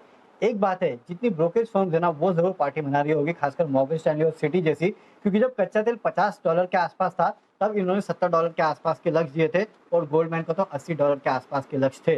रीजन, क्योंकि जिस तरह से जो वैक्सीनेशन चल रहा है खासकर यूरोप और यूएस में, उसके चलते कच्चे तेल के दाम, खासकर जो टूरिज्म इंडस्ट्री है उससे काफी बेहतर डिमांड आने की उम्मीद है और इसके लिए कच्चे तेल के दाम में लगातार तेजी जो है वो बढ़ते जा रही है। इसका इम्पैक्ट क्या होगा? देखिए, जो ऑयल कंपनीज है उस पर तो इसका पॉजिटिव इम्पैक्ट होता है। क्यों? क्योंकि जो अगर क्रूड के दाम $1 के आसपास बढ़ते हैं तो कच्चे जो ऑयल बनाने वाली कंपनीज है, जो अपस्ट्रीम कंपनीज है, उनके ईपीएस पे करीब 3% के आसपास की फर्क पड़ता है। यानी कि दाम बढ़ेंगे तो 3% से ईपीएस बढ़ेगा। कच्चे तेल के दाम बढ़ते हैं तो गैस के दाम भी बढ़ते हैं। इससे खासकर ओएनजीसी और गेल जैसी कंपनीज है, ऑयल इंडिया जैसी कंपनीज है, इनको काफी हद तक फायदा होता है। तो ये तो रही फायदे की बात, लेकिन इससे बड़ा नुकसान भी होता है। एक तो आप देख रहे हैं कि कच्चे तेल के दाम जो बढ़े उसके चलते लगातार पेट्रोल और डीजल की कीमतें जो है वो बढ़ गई है। इसका इम्पैक्ट काफी हद तक ऑयल मार्केटिंग कंपनीज पे होता है, क्योंकि उनके मार्केटिंग मार्जिन जो है अगर उन्होंने बढ़ा दिए तो ठीक है, नहीं तो फिर उनके मार्केटिंग मार्जिन कहीं ना कहीं खराब होते हैं। काफी सारी कंपनीज है, जैसे कि पेंट कंपनी है, टाइटेनियम डाइऑक्साइड को ये इंपोर्ट करती है और वो भी कच्चे तेल का डेरिवेटिव है। पैकेजिंग कंपनीज है, उनके ऊपर गलत इंपैक्ट पड़ता है। साथ ही साथ इकोनॉमी पे इसका खराब इंपैक्ट पड़ता है। एक बात आपको याद रखनी है, क्योंकि इंडिया 80% जो कच्चा तेल है उसको इंपोर्ट करता है। इंडिया के ओवरऑल जो इंपोर्ट बिल है उसमें 20% के आसपास जो कच्चा तेल का है।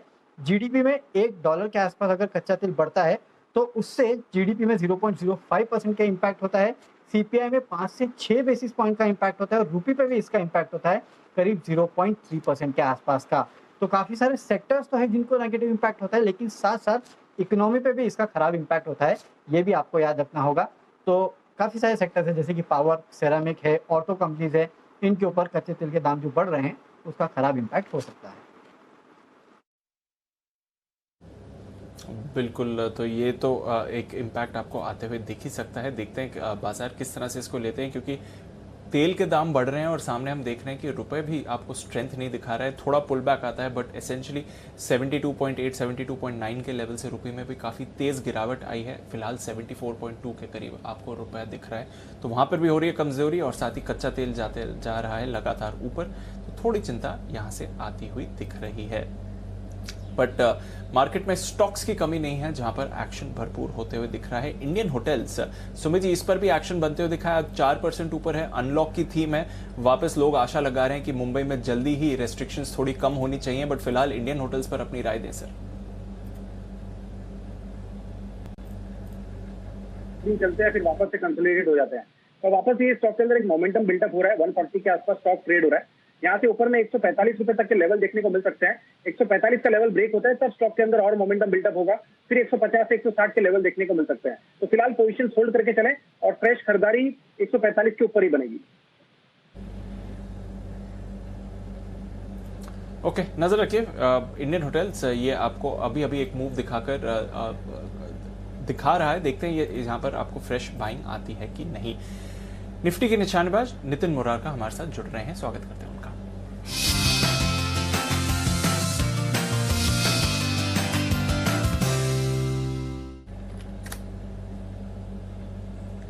स्वागत है Nitin ji, good afternoon sir. बताएं क्या है आपकी स्ट्रैटेजी? 15,800 की कॉल ऑप्शन खरीदेंगे जो 79 में मिल रही है मुझे अभी, और इसका स्टॉप लॉस होगा 55 रुपए का और टारगेट होगा 130 रुपए का। 130 का टारगेट होगा 15,800 की कॉल ऑप्शन। ओके, तो ये है आपके लिए 15,800 की कॉल ऑप्शन। डेटा यहाँ से आपको मार्केट की अपमूव ही दिखा रहा है। सुमित जी ने भी अभी थोड़ी देर पहले ही 15,800 की कॉल पर खरीदारी की राय दी थी, सिमिलर लेवल्स के आसपास के लिए। नितिन जी, क्या व्यू बन रहा है बाजार के एक्शन पर और बैंक निफ्टी पर भी कोई राय सर? देखिए, बैंक निफ्टी में भी डेटा पॉजिटिव है। आज इंट्राडे करेक्शन और गैप जो ऊपर खुली उसको फिल किया है, वापस बाउंस आना चाहिए। और जो एक्सपायरी है, मंथली एक्सपायरी, वो मुझे 35,400-500 की तरफ लग रही है, यानी अभी 34,900 के आसपास स्पॉट लेवल है, सॉरी फ्यूचर लेवल है, और ये 35,300-400 आना चाहिए। तो यहाँ से पॉजिटिव व्यू बन रहा है। आज ऊपर खुलने के बाद थोड़ा सा पॉज है, बट डेटा हर तरीके से पॉजिटिव है। अब बैंक निफ्टी को ट्रेड करने के लिए हम यहाँ पे बुल कॉल स्प्रेड ले सकते हैं। बैंक निफ्टी की कॉल हमें लेनी चाहिए 35,800 की, और सॉरी 34,800 की कॉल लेनी चाहिए, और 35,100 की कॉल ऑप्शन हम बेच सकते हैं। इसमें कॉस्टिंग मुझे 140 से 145 ऐसे कॉस्टिंग आती है। और 1 सेकेंड सर, 35,800, हाँ मुझे कॉस्टिंग इसमें आ रही है 145 की। स्टॉप लॉस होगा 100 का और टारगेट होगा 250 का। ओके, 200 का स्टॉप लॉस, 250। थोड़े से लगता है बैंक निफ्टी के डेटा उतने मजबूत नहीं बन पा रहे हैं, 35,000 के नीचे हो रहे हैं, तो इसलिए नितिन जी भी आपको स्प्रेड बनाने की बात करें। विश्वेश जी जरा आप भी देखिए बैंक निफ्टी के डेटा 35,000 के ऊपर बंद हो पाएंगे क्या, लग रहा है ऐसा? देखिए अनिल जी, आपने बहुत ही अच्छा डेटा बताया था और मैंने उस वक्त मन ही मन मुस्कुरा रहा था और मैं सोच रहा था कि अनिल जी जिस हिसाब से डेटा एनालाइज करते हैं, मुझे लगता है कि आई थिंक डेरिवेटिव में आपकी उतनी पकड़ है जितनी आपकी बीइंग सीए फंडामेंटल्स में है। सो मैं भी वही एनालाइज कर रहा हूँ अनिल जी। देखिए आज बहुत ही पिक्युलर डेटा है। आज के दिन का इंट्राडे का बैंक निफ्टी में 73 lakh shares on the call side जुड़े हैं और हाईएस्ट ओपन इंटरेस्ट जो जुड़ा है वो 35,000 की कॉल आउटपुट में जो है। और अगर आप स्टैंड अलोन देखते हो तो 35,000 में 25 लाख का ओपन इंटरेस्ट है और ओवरऑल अगर आप कॉल साइड देखें 2 करोड़ 13 लाख है। एक्सपायरी के दिन में ये 4.5-5 करोड़ तक ओआई चला जाता है ना। अब अनिल जी समझिए, अगर हम नीचे से ऑलमोस्ट 1000 पॉइंट बढ़े हैं और आज 35,000 में जिस हिसाब से राइटिंग हुई है, मुझे नहीं लग रहा है bank Nifty in any way giving indication कि मैं 35,000 के ऊपर एक्सपायरी के ऊपर जा रहा हूँ। पहली बात। दूसरी बात ये अनिल जी की डाउ जोन्स के अंदर जो कल पुल बैक आया था वो कहीं ना कहीं मुझे ऐसा लग रहा था वो ड्यू था। तो आज रात शायद डाउ थोड़ा सा वॉलेटाइल रहता है और आज इंट्राडे का जो ऊपर से सेलिंग आया है बैंक निफ्टी में थोड़ा सा डिस्टर्बिंग है। तो 35,000 पे कॉल साइड 25 लाख और पुट साइड 16.5 लाख 16 लाख के आसपास का open interest is telling me 35,000 के आसपास ही रहना चाहिए मार्केट को। और निफ्टी मोर और लेस मैं वेट कर रहा हूं कि अगर निफ्टी 15,780 के आसपास मिले तो वहां कॉल खरीदे, क्योंकि एक डिप की प्रोबेबिलिटी बनती है। तो अनिल जी मेरा यह मानना है बैंक निफ्टी कहीं नहीं जाएगा लेकिन निफ्टी स्ट्रांग रहेगा on account of IT. Okay, तो बैंक निफ्टी कहीं नहीं जाएगा बट निफ्टी को सहारा मिलना चाहिए। आईटी स्टॉक्स में आप थोड़ा रोटेशन आते हुए देख सकते हैं। फिलहाल नतीजे आ रहे हैं अवंती फीड्स के। कुणाल जी आप चार्ट पुल अप करिए, तब तक मैं नतीजे रीड आउट कर देता हूं। 1035 करोड़ से बढ़कर लगभग 1100 करोड़ की आपने आय आती हुई देखी है जहां तक अवंती फीड्स का सवाल है। बट मुनाफा 87 करोड़ से घटकर 70 करोड़ का आपको आते हुए दिखा है। एक्सपेंसेस में हमने बढ़त देखी है, ये एक फैक्टर्स है। इसके अलावा अगर आप देखें तो कुल टैक्स आउट को भी यहाँ पर बढ़कर आते हुए दिखा है। अदर इनकम में हल्की सी बढ़त देखी है बट ओवरऑल आय में ठीक ठाक बढ़त हुई है कुणाल जी। हालांकि मुनाफा गिरकर आया है। अवंती फीड्स पर क्या राय देंगे सर? देखिए स्टॉक में भी कुछ दिनों से गिरावट देख रहे हैं, हम कंसोलिडेशन देख रहे हैं दीपांशु। और एक अच्छी बात यह है कि इन स्तरों पर एक बड़ा मजबूत सपोर्ट है। तो मौजूदा भाव के आसपास 560 रुपए के आसपास मुझे एक बड़ा सपोर्ट नजर आता है और मुझे नहीं लगता है कि 560 का लेवल वायलेट होगा। एक वापस से पुलबैक बनना चाहिए और पुलबैक में हो सकता है आपको 585 के लेवल्स आज या कल में दोबारा से आते हुए दिखाई दें। तो मेरी राय में 560 रुपए के नीचे एक स्टॉप लॉस रखकर इन स्तरों पर पोजीशन को होल्ड करना चाहिए। 585 590 तक का एक पुलबैक आपको आजकल में आता हुआ दिखे। ओके, तो एक पुल बैक आ सकता है जो स्टॉक को 585 से 590 ले जा सकता है। जैसे मैं कह रहा था ऑपरेशनल बेसिस पर कमजोर लग रहे हैं। मार्जिन्स 12% से घटकर 7.7% के आपको आते हुए दिखे हैं। तो ऑपरेशनली कमजोर क्वार्टर रहा है अवंती फीड्स के लिए। बट इस बीच अवंती फीड्स में तो गिरावट आ रही है नतीजों के बाद। वेंकीज इंडिया पर रखिए नजर। कल हमने आपको कुछ खास रिसर्च इसके बारे में बताई थी। आशीष कह रहे थे कैसे वैक्सीन प्रोडक्शन में कुछ स्पेशलाइज्ड एग्स का इस्तेमाल होता है जो सिर्फ और सिर्फ भारत में वेंकीज बनाता है। कल अच्छी तेजी थी, आज देखिए बड़ा उछाल वेंकीज इंडिया पर आपको आते हुए दिख रहा है। अभी अभी एक फ्रेश स्पाइक आया है वेंकीज में 15% ऊपर। सुमित जी क्या चल रहा है वेंकीज की चार्ट में? एक तेजी का मूव दिखा रहा था स्टॉक यहाँ से अभी और ऊपर का मूव दिखाएगा। इनफेक्ट लास्ट 2 दिनों में स्टॉक ने ऑलमोस्ट 800 रुपए की तेजी दिखा दी है और स्टॉक अभी भी लगता है कि और ऊपर का मूव दिखा सकता है। 35 से 36 रुपए तक के लेवल देखने को मिल सकता है। ओके, तो ये है आपके लिए वेंकीज, जहां पर आप अच्छा एक्शन बनते हुए देख रहे हैं। चोपड़ा साहब भी हमारे साथ जुड़ रहे हैं, इनॉक वेंचर्स के Vijay Chopra. Good afternoon sir. Venky's पर आपकी कोई कवरेज है, फंडामेंटली कोई व्यू है स्टॉक पर सर, जिस तरह से एक्शन बन रहा है कुछ दिनों से? देखिए, वेंकीज में एक बहुत मेजर अपसाइड आ चुका है ऑलरेडी।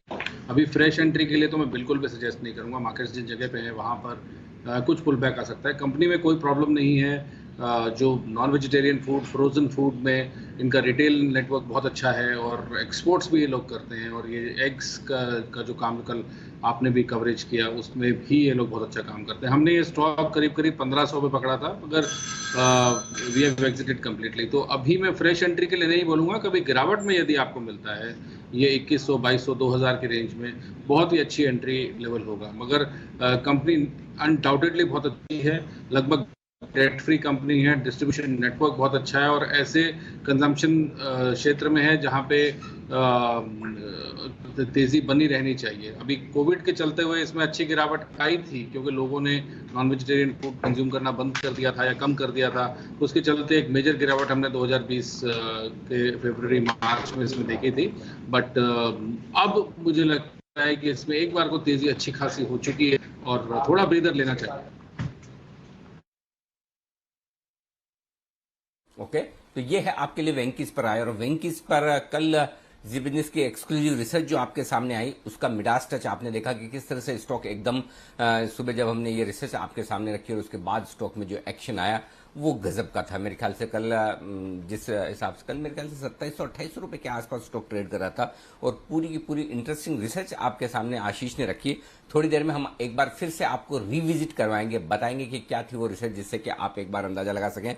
तो कई सारी रिसर्च आपके सामने रखने के पीछे पर्पज यही होता है, एक्सक्लूसिव रिसर्च जो हम लेकर आते हैं, ताकि एक आपको आइडिया लग पाए कि एग्जैक्टली क्या कुछ हो रहा है और किस वजह से स्टॉक्स में एक्शन भरपूर होता हुआ दिख रहा है। तो ये एक बड़ा एक्शन होता हुआ दिख रहा है। और एक और जी बिजनेस की एक्सक्लूसिव रिसर्च पर हम आपको याद कर रहे थे चोपड़ा साहब, क्योंकि आपसे कनेक्शन हो नहीं पाया था, वो था मैथन अलॉयज जो आपने रिकमेंड किया था। वहां पर भी आज हमने रिसर्च के तौर पर 2 चीजें रखी थी। एक तो इंपैक्स मेटल्स है जिसका एक्विजिशन ये कंपनी करने वाली थी एनसीएलटी में, उसको सुप्रीम कोर्ट की मंजूरी मिल गई। साथ ही सिलिकॉन मैग्नीज के दाम भी 60,000 रुपए टन से बढ़कर 1 लाख रुपए टन हो गए एक क्वार्टर में। बताएं सर इस स्टॉक पर अब क्या है आपका व्यू? ये रिकमेंडेशन पे अनिल जी हमारा करीब 620-630 के लगभग था और वहां से एक बहुत अच्छी तेजी कर चुका है। बहुत शानदार कंपनी है। और मैं इसके साथ साथ एक और कंपनी है मैंगनीज और इंडिया लिमिटेड, उसमें अभी ऐसा तेजी देखने को नहीं मिला है। पर मुझे लगता है कि मॉयल जो है वो भी करीब 250-230 तक जा सकता है। माइथन अलॉयज का एक काम मैंगनीज से रिलेटेड भी है और बहुत अच्छा काम करती है, डेट फ्री कंपनी है, कंसिस्टेंट ग्रोथ है और इसीलिए ये हमारे कवरेज में आया था। मगर अब फ्रेश एंट्री नहीं बनती है, जहां प्रॉफिट बुक करे जा सकते हैं करिए। मुझे लगता है मार्केट्स में भी कहीं ना कहीं थोड़ी बहुत ओवर हीटिंग हो रही है और हो सकता है कि बढ़ते हुए क्रूड और बढ़ते हुए डॉलर, स्ट्रेंथन होते हुए डॉलर के चलते हुए कुछ थोड़ा बहुत मार्केट में करेक्शन हो। मगर बुल मार्केट में करेक्शंस होते रहेंगे, ये डराने के लिए नहीं है। मगर ये अगर मार्केट आपको अच्छे एग्जिट देता है, स्टॉक्स एग्जिट देते हैं, तो वहाँ पे एग्जिट करना चाहिए, प्रॉफिट बुक करना चाहिए और इंतजार करना चाहिए अच्छे समय के लिए जब गिरावट हो। और यही स्टॉक्स माइथन अलॉयज ही अगर आपको 700, 750, 800 में भी मिल जाता है किसी गिरावट में, बहुत ही अच्छा बाय है, लॉन्ग टर्म पोर्टफोलियो स्टॉक है मेरे हिसाब से। और ये लोग जो भी अगर इसमें पैसा अच्छा मुनाफा कमा चुके हैं वो मॉयल में शिफ्ट कर सकते हैं। मुझे लगता है 250-230 तक मॉयल में जा सकते हैं।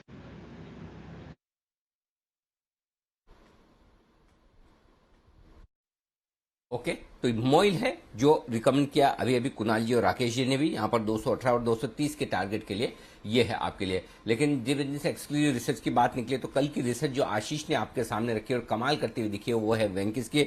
आशीष, जिन लोगों ने मिस किया हो कल मॉर्निंग का शो, उनकी जानकारी के लिए एक बार फिर से बताएं क्या है बड़ी वजह वेंकीज के इतने तेजी से बढ़ने की और क्या रिसर्च आपने कल रखी थी वो एक बार फिर से बताएं।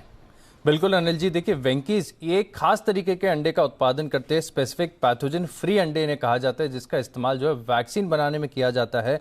और दुनिया में अगर आप देखें, सिर्फ भारत में नहीं, केवल दुनिया में अगर आप देखें तो बहुत गिनी चुनी कंपनियां, यूएस में कुछ कंपनीज है, जर्मनी में कुछ कंपनीज है, और भारत में अगर आप देखें तो पूरा ही 100% मार्केट शेयर है। और ये टेक्नोलॉजी में आपको बता दूं, आपको सुन के लग रहा होगा कि बहुत एडवांस टेक्नोलॉजी है, लेकिन 70 सालों से टेक्नोलॉजी का इस्तेमाल किया जा रहा है।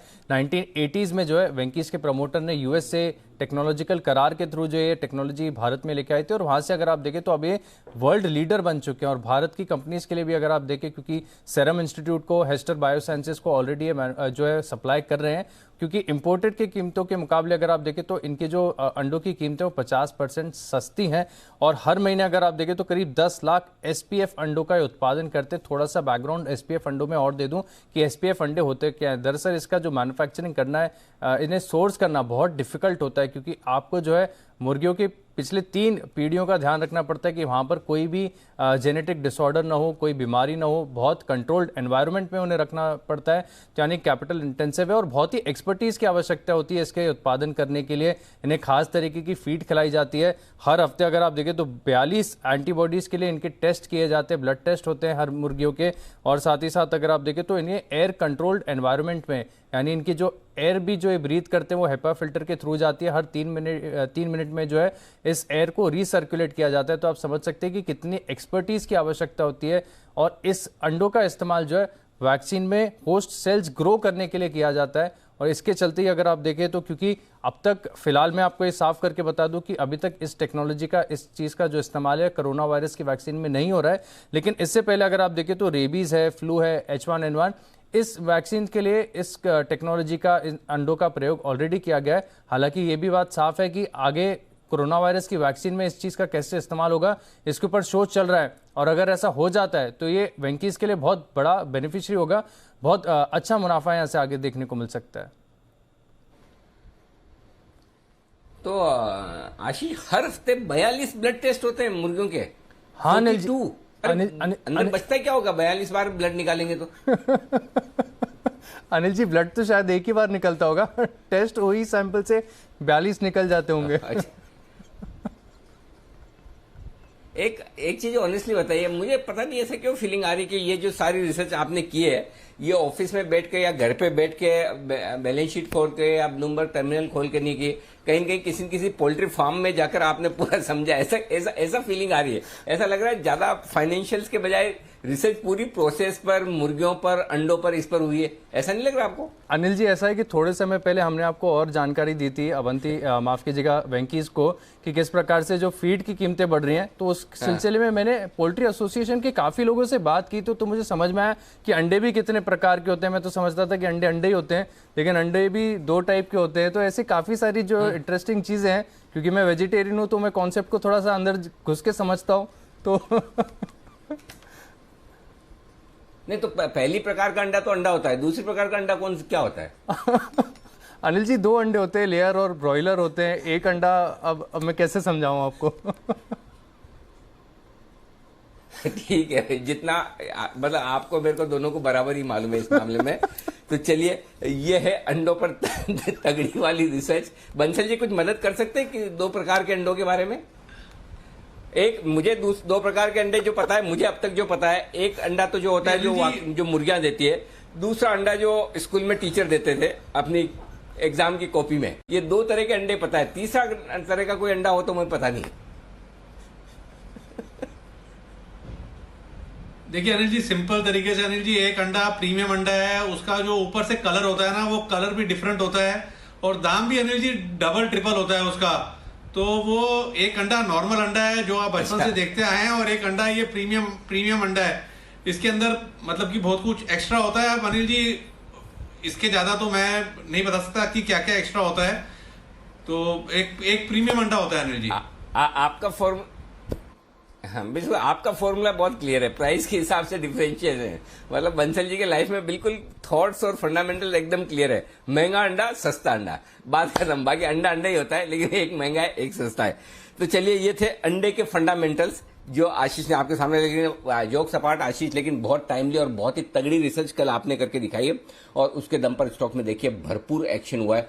500 रुपए आज भी मजबूत है, कल भी काफी तेज दौड़ लगाता हुआ दिखा था। किस लेवल के आसपास आपने स्टॉक पर रिसर्च की थी कल आशीष? ये वेंकीस क्या भाव में था? 27 और 28 रुपए के आसपास। हाँ अनिल जी, जब हमने स्टॉक बताया था कल केवल 3% की तेजी थी उस स्टॉक में, और जैसे जैसे हमने आपको जानकारी दी तो वहाँ से 10% का कल क्लोजिंग हुई, और आज भी अगर आप देखें तो करीब 18% है, 3400 के पार निकल गया अब तो वेंकीस।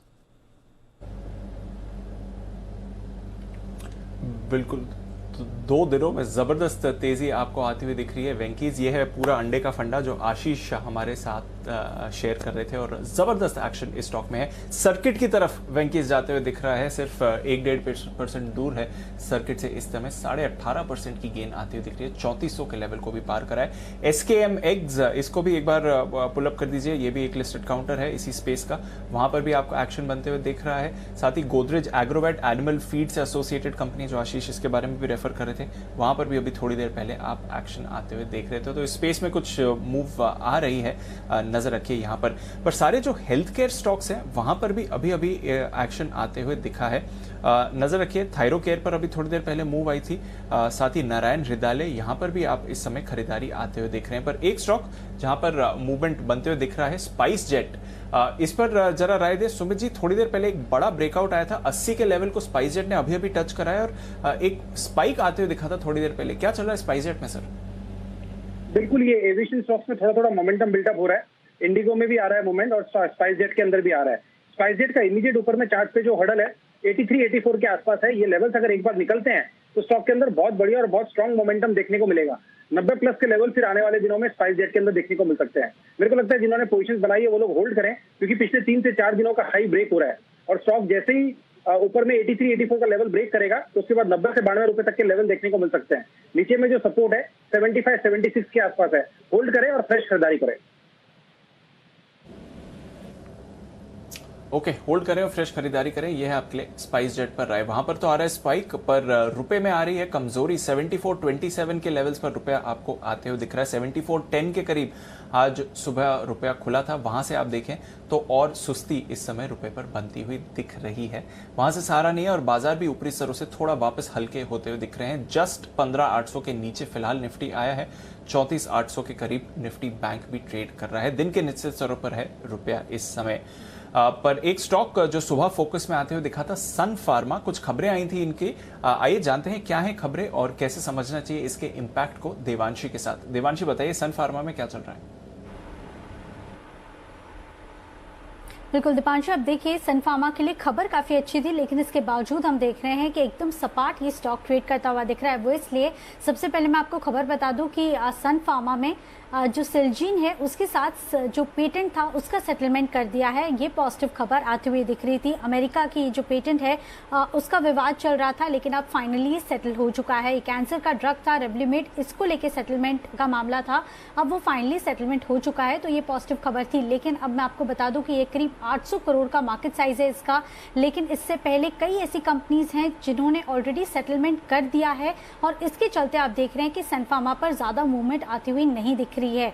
मैं आपको बताऊं कि यूएस में 2022 मार्च 2022 से लेके जनवरी 2026 के बीच में सन फार्मा ये जो दवा है वो लॉन्च कर पाएगा, लेकिन जनवरी 26 के बाद ही हम देखेंगे कि जो अनलिमिटेड क्वांटिटी है वो यहाँ पे लॉन्च करती हुई दिखेगी। तब तक जो 4 साल है वहाँ पे लिमिटेड डोसेज ही कंपनी सप्लाई कर पाएगी या बेच पाएगी।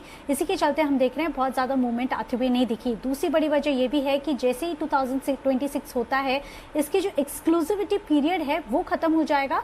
जितने भी एनालिस्ट हैं वो ये मान के चल रहे हैं कि इसके चलते इनकी जो प्राइजेस हैं इस ड्रग के वो 50% से कम हो सकते हैं और इसके चलते सन फार्मा को बड़ी रिलीफ या बहुत ज्यादा मार्जिन्स इस दवा से आते हुए नहीं दिखेंगे। मैं आपको बताऊं कि डॉक्टर रेड्डीज है, सिप्ला है, कैडिला है और हाल ही में हमने नैटको भी देखा, जल्दी इस दवा को लॉन्च करने की उनकी योजना बनती हुई दिख रही है। और ये सारी कंपनीज हैं जो आने वाले समय में, आने वाले 3 से 4 साल में हम देखेंगे कि इस दवा को या इस ड्रग को लॉन्च करती हुई दिखेगी और धीरे धीरे इसकी जो प्राइसेस हैं वो कम होते हुए दिखेंगे। लेकिन $800 करोड़ तक का ये मार्केट है, करीब 4% के आसपास का मार्केट शेयर सन फार्मा का हो सकता है। ये पॉजिटिव है, लेकिन ओवरऑल जो प्राइजेस मिलते हुए दिखेंगे वो बहुत ज़्यादा एक्सक्लूसिव नहीं होंगे, जेनरिक ड्रग की तरह ही उनको प्राइजेस मिलेंगे, बहुत ज़्यादा मार्जिन्स नहीं होंगे। इसी के चलते आप देख रहे हैं बहुत ज़्यादा तेज़ी के साथ ये स्टॉक ट्रेड करता हुआ नहीं दिख रहा है। ओके, तो उतनी तेजी नहीं आ रही है, बट डेफिनेटली एक राहत की बात है सन फार्मा के लिए, और डेफिनेटली यहाँ पर कुछ मूव्स भी आते हुए दिख सकते हैं। बट फिलहाल फार्मा स्पेस कुछ रेंज में अटका हुआ है, स्पेशली दिग्गज फार्मा काउंटर जैसे कि सन, डॉक्टर रेड्डीज, हमने उतना मूव रिसेंटली एटलीस्ट आते हुए नहीं देखा है। बट नजर रखिए स्पेस पर, और एक बड़ा सेटलमेंट भी हुआ है सन फार्मा की तरफ से, तो डेफिनेटली एक राहत की बात तो जरूर है काउंटर के लिए। चोपड़ा साहब, वैसे तो मूवमेंट नहीं दिखा रहा है सन फार्मा, बट इन्वेस्टमेंट के लिहाज से आपकी क्या राय है? सन फार्मा पर अच्छा लगता है या कोई और स्टॉक रिकमेंड करेंगे? देखिए, फार्मा क्षेत्र में अगर आप मेरी चॉइस पूछें तो मुझे 2-3 शेयर बहुत अच्छे लगते हैं।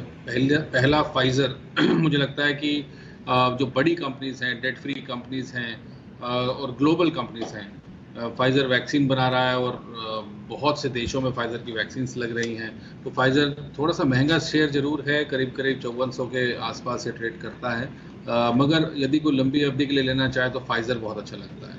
दूसरा मेरा रिकमेंडेशन है औरो फार्मा पे, और मेरा जो थर्ड रिकमेंडेशन है वो है जुबिलेंट फार्मानोवा पे। ये तीनों कंपनीज मुझे फार्मा क्षेत्र में अच्छी लगती हैं। सन फार्मा में कहीं ना कहीं मैं कन्विंस नहीं हूँ, क्योंकि बड़े वाइल्ड मूव्स देता है और कई बार इन्वेस्टर्स उसमें फंस जाते हैं। तो मेरा रिकमेंडेशन यही रहेगा कि फाइजर, औरो और जुबिलेंट फार्मानोवा से पिक करें। ओके, फाइजर, औरो और जुबिलेंट फार्मा, ये हैं प्रेफरेंसेस चोपड़ा साहब की तरफ से। नजर रखिए इस स्पेस पर। जुबिलेंट फार्मोवा पर तो ऑफकोर्स कल भी देवांशी हमें बता ही रही थी कि काफी सारे ट्रिगर्स हैं, आगे का एक 10 साल का ग्रोथ आउटलुक कंपनी ने जारी किया है, जिसको लेकर एनालिस्ट काफी खुश भी हो रहे हैं। मूव वहां पर भी आपको आती हुई दिख सकती है। बट फिलहाल थोड़े और हल्के होते हुए दिख रहे हैं बाजार। अब निफ्टी बैंक 100 पॉइंट्स नीचे है, और बैंक्स में गिरावट की वजह से आप निफ्टी पर भी प्रेशर बनते हुए देख रहे हैं। निफ्टी भी अब बस 30 पॉइंट की ही गेन को होल्ड आउट करते हुए दिख रहा है, तो बैंक से इस समय थोड़ा बाजार पर प्रेशर आते हुए दिख रहा है। सारे बैंकिंग स्टॉक्स अपनी ऊपरी स्तरों से फिसलते हुए दिखे हैं, और आप वीकनेस बनते हुए देख रहे हैं एसबीआई पर। एयू स्मॉल फाइनेंस बैंक इस समय 2.5% नीचे है। एक्सिस, इंडसइंड, आईसीआईसीआई, यहाँ पर भी गिरावट आ रही है। कोई भारी गिरावट नहीं है, बट ऊपरी स्तरों से हल्का होता हुआ दिख रहा है बाजार, और इसलिए आप बैंक्स पर भी प्रेशर देख रहे हैं। 500 अंक टूटा है ऊपरी स्तरों से बाजार इस समय। निफ्टी की भी अगर बात करें तो ऊपरी स्तरों से आप देखिए प्रेशर आपको बनते हुए दिख रहा है। लगभग सभी स्टॉक्स में ऊपरी स्तरों से आप मुनाफा वसूली आते हुए दिख रहे हैं, but HUL, Kotak bank, IndusInd bank, यहाँ से प्रेशर बन रहा है। एसबीआई, एचडीएफसी बैंक, यहाँ से भी आप अभी गिरावट का रुझान देख रहे हैं। तो चलिए नजर रखिए, बाजार में थोड़ी मुनाफा वसूली आती हुई दिख रही है। एक राय बजाज फाइनेंस पर जरा वागले साहब से ले लेते हैं। वागले साहब, 6000 का लेवल फिलहाल होल्ड कर रहा है बजाज फाइनेंस पर, 1.5% नीचे है। ये वापस खरीदारी का मौका बनता है या थोड़ा देर इंतजार करें, बाजार को सेटल होने दें? दीपांशु, थोड़ा सा ऊपर में मैंने प्रॉफिट बुकिंग देखा है 6200 इसके आसपास, तो मैं खरीदूंगा नहीं। अगर 6000 ब्रेक करता है तो फिर ये और भी नीचे जा सकता है 5800 वगैरह तक, 5900, 5800, तो थोड़ा वेट करें मेरे हिसाब से। बिल्कुल, थोड़ा वेट करना बेहतर रहेगा। इस समय बाजार ऊपरी स्तरों से हल्के होते हुए दिख रहे हैं, स्पेशली बैंक्स में प्रेशर आ रहा है, जो अनिल जी कह भी रहे थे कि बैंक्स उतनी स्ट्रेंथ इस समय नहीं दिखा रहे हैं।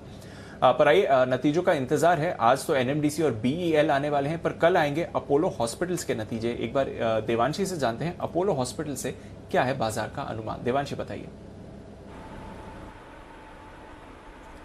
बिल्कुल, आप देखिए दीपांशु, अपोलो हॉस्पिटल्स इस बार नंबर्स बहुत शानदार आते हुए नहीं दिख रहे हैं। डिसेंट सेट ऑफ नंबर्स आपको देखने मिल सकते हैं। उसकी मेजर वजह यही है कि इस बार इनकी जो हॉस्पिटल कारोबार है वहां पे करीब 7 से 8% तक की ग्रोथ आती हुई दिख रही है। जो सरप्राइजिंग फैक्टर है वो इनका हॉस्पिटल कारोबार जरूर होता हुआ दिखेगा, लेकिन जो इनका फार्मा कारोबार है, क्योंकि पिछले साल इनकी जो फार्मेसी कारोबार है उन्होंने काफी अच्छा परफॉर्म किया था, तो ऊंचा बेस था, इसके चलते इस बार 5 से 6% तक की गिरावट आपको देखने मिल सकती है। इसी के चलते जो आय है वो एकदम फ्लैट रह सकती है। ज्यादा से ज्यादा 1% तक की जो बढ़त है वो आपको आय में देखने मिलेगी। कामकाजी मुनाफा इस बार थोड़ा सा बढ़ता हुआ दिखेगा। मार्जिन्स में इस बार आपको सुधार देखने मिल सकता है।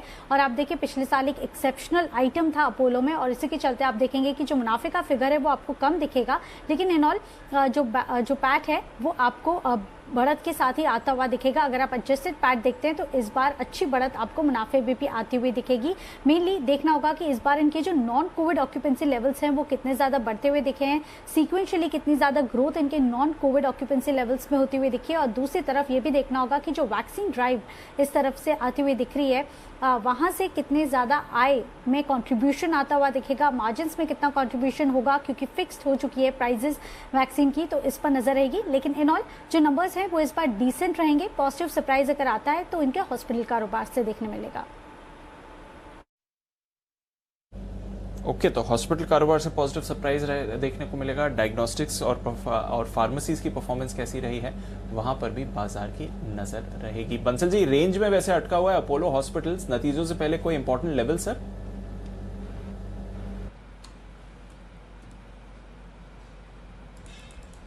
दीपांशु, अपोलो हॉस्पिटल को देखें तो रेंज में ही है जैसा आपने मेंशन करा, और ऐसा कोई लेवल नहीं है कि नियर बाय की जहां पे कोई टूटने पर कुछ एक्शन लिया जाए। और सपोर्ट देखें तो यहाँ पर 3225 एक सपोर्ट है और ऊपर में 3318 एक रेजिस्टेंस है, तो ये एक सपोर्ट रेजिस्टेंस है। चार्ट्स में ऐसा कुछ भी कोई नियर का लेवल नहीं है कि रिजल्ट के बाद कहीं कुछ टूटे तो कोई बड़ा एक्शन करना है, तो फिलहाल इसको अवॉइड करना चाहिए। ओके, बिल्कुल फिलहाल अवॉइड करिए, पर देखते हैं कि इवेंचुअली नतीजे किस तरह के आपको आते हुए दिख सकते हैं और फिर वहां से क्या राय बनेगी अपोलो हॉस्पिटल्स पर बंसल जी, यूनाइटेड ब्रूरीज वापस मोमेंटम में आ रहा है सर। आज सुबह अच्छी शुरुआत थी, खबर भी ऑफ कोर्स है कि हाइनेकेन को स्टेक बढ़ाने के लिए मंजूरी मिल गई सीसीआई से। थोड़ा सुस्त था दिन भर, पर अभी फिर से यूनाइटेड ब्रूरीज मोमेंटम में आ रहा है। कोई बीटीएसटी ट्रेड दिखता है सर?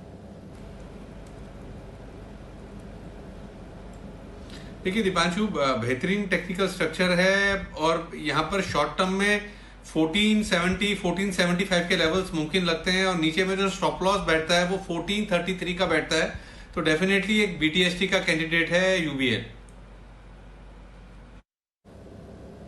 बिल्कुल, तो बीटीएसटी का कैंडिडेट बन रहा है यूबीएल, यूनाइटेड ब्रूरीज। हमारे बाकी एक्सपर्ट्स ने भी यहाँ पर आपके लिए राय दी है।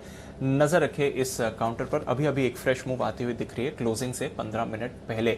आइए, विश्वेश जी को बाजार में कुछ अच्छा दिख रहा है इस समय, चलते हैं उनके पास। बिगुल, विश्वेश का विशेष।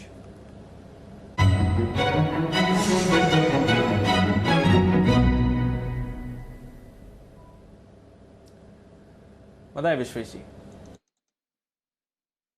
ये लेवल की मैं वेट कर रहा था काफी देर से, पूरे शो में एक ही शॉर्ट कॉल दिया है, वो भी वर्कआउट कर रहा है। तो पहला बाय कॉल है मेरी ओर से आज, वो है निफ्टी का 15700 का कॉल ऑप्शन जो 110 के आसपास मिल रहा है। बहुत ही छोटा स्टॉप लॉस है ET8 का, और इसके ऊपर जो टारगेट मेरे बन रहे हैं 140, 175 और 220 के। सी लॉजिक काफी सिंपल है।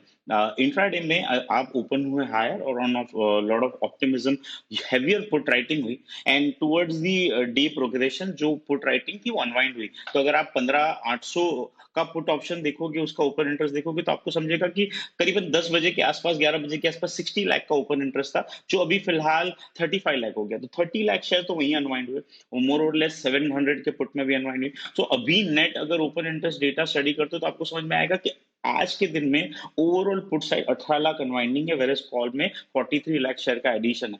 माय सेंस इज दैट ये थोड़ा एक्सैजरेशन ऑन द अपोजिट साइड हो गया, which was exactly opposite on the morning. तो अब मुझे ऐसा लग रहा है कि अब ये जो गिरावट आई है वो एग्जैक्टली वो गैप एरिया में है, जो मॉर्निंग का गैप है वो फिल हो चुका है, रिस्क रिवॉर्ड बेहतर है और मुझे लगता है एक पुल बैक होना चाहिए। तो काफी छोटे स्टॉप लॉस के साथ में 15700 का कॉल ऑप्शन खरीदे, 110, 115, 88 का स्टॉप लॉस, 140, 175, 200 प्लस के टारगेट के लिए।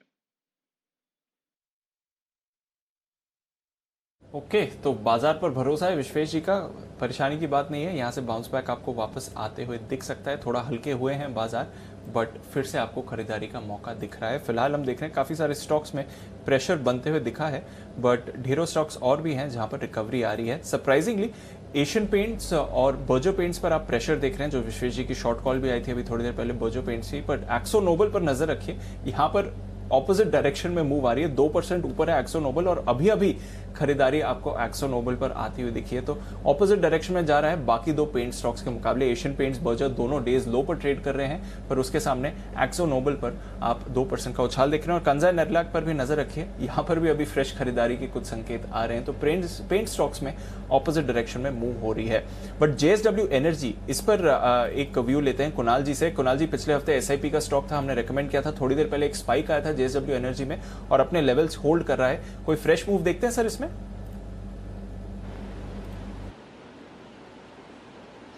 देखिए, बहुत ही शानदार अप मूव में ये स्टॉक है, लगातार अप ट्रेंड में रहा है और इसने बाकी अपने सारे पेयर ग्रुप को आउट परफॉर्म किया है। तो यहाँ पर बिल्कुल निवेशित रहना चाहिए। दीपांशु, कोई फ्रेश खरीदारी का कारण तो अभी चार्ट पर दिखाई नहीं पड़ता है क्योंकि ऑलरेडी स्टॉक काफ़ी भाग चुका है। तो इन स्तरों पर जिनके पास है बिल्कुल होल्ड करके चलें। स्टॉप लॉस जो है वो एक रिवाइज स्टॉप लॉस 155 पर रखें।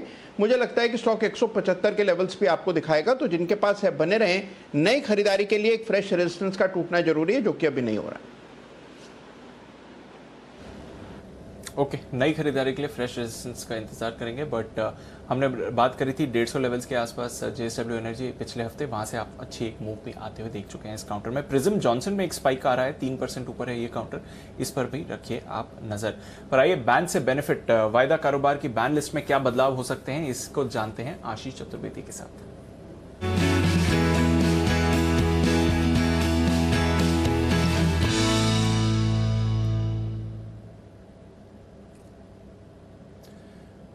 बताएं आशीष, क्या बदलाव हो सकते हैं बैन लिस्ट में? दीपांशु, फिलहाल दो स्टॉक बैन में, आइडिया और सन टीवी। आइडिया की पोजीशंस अगर आप देखें तो करीब 92% है, सन टीवी 91% है। यानी कोई भी स्टॉक ऐसा नहीं जिसकी मार्केट वाइड पोजीशन लिमिट 80% से कम आई हो। तो कोई भी स्टॉक ऐसा नहीं है जो बैन से बाहर आ रहा है। लेकिन फ्रेश एंट्री के लिए देखें तो ढेर सारे स्टॉक्स प्रयास कर रहे हैं। हालांकि इसकी वजह से हो सकता है क्योंकि रोल ओवर होने वाला है, सीरीज खत्म होने वाली है। लेकिन पीएनबी यहाँ पर आप फोकस करके चल सकते हैं। करीब 99% हो गई है मार्केट वाइड पोजीशन लिमिट, तो थोड़ी सी संभावना है। इसके अलावा सेल भी प्रयास कर रहा है, 98% आ गई है। हालांकि क्लोजली देखना होगा कि पोजीशंस क्लोजिंग के समय घटती है कि नहीं। लेकिन पीएनबी सेल ये पॉसिबल एंट्रेंस है, बाकी स्टॉक तो कोई बैन से बाहर नहीं आ रहा। पीएनबी और सेल ये दो स्टॉक हैं जो बैन में और घुस सकते हैं एक्सपायरी के ठीक 2 दिन पहले। तो चलिए देखते हैं क्या कुछ होता है। एग्जिट होने की तो कोई चांस है नहीं। आइडिया ओके, तो आइडिया की जिसकी पोजीशन है वो रोल ओवर नहीं कर पाएंगे अगर ये कल बैन से बाहर नहीं निकला तो, और कल तो निकलेगा नहीं। ओके, परफेक्ट है। तो फिर इसका मतलब लोगों को या तो डिलीवरी लेनी होगी या फिर अपनी पोजीशन छोड़नी होगी। ये होगा आपके लिए आइडिया के लिए आज से। यूनाइटेड ब्रूअरीज, कल ब्रजेश ने जो एक एक्सक्लूसिव खबर की उसके बाद स्टॉक देखिए कल और आज में बड़ा एक्शन में आता दिख रहा है। यूबीएल 1460 तगड़ा दौड़ लगाता हुआ आखिरी मिनटों में बहुत तेजी से ऊपर की तरफ आता हुआ दिख रहा है।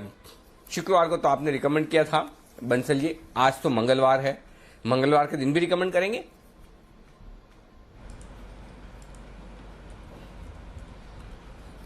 बिल्कुल अनिल जी, स्टॉक में एक ब्रेकआउट है। अभी थोड़ी देर पहले भी दीपांशु ने पूछा था तो मैंने बोला है ऊपर में 1470, 74, 75 तक जाने का पोटेंशियल रखता है तो लेना चाहिए। देखिए अनिल जी, ये जो आपका आशीष का है ना कि हम वेजिटेरियन, अनिल जी देखिए स्टॉक का प्राइस अलग है और एक पर्सनल चॉइस अलग है कि फ्राइडे का है, ट्यूसडे है। मतलब कि चार्ट देख के जो बोलना है Anil ji, fundamental technically something different, तो उसमें इमोशनल नहीं होना चाहिए, स्टॉक को खरीद के जाना चाहिए। इनफैक्ट अनिल जी थोड़ा सा लेट हो गए, दीपांशु ने जिक्र कर दिया था, एल्स कुणाल जी हम तो रेडी थे इस स्टॉक को पिक ऑफ द डे लेने के लिए भी। अच्छा, तो इमोशनल मतलब चलिए रिकमेंड करने के लिए आज से इमोशनल भले ही ना हो, लेकिन अगर रिकमेंड करने का मन ही हो जाए तो थोड़े और इमोशन अंदर डाल दिए जाएं एक्स्ट्रा, तो उसमें तो कोई हर्ज नहीं ना बंसल जी?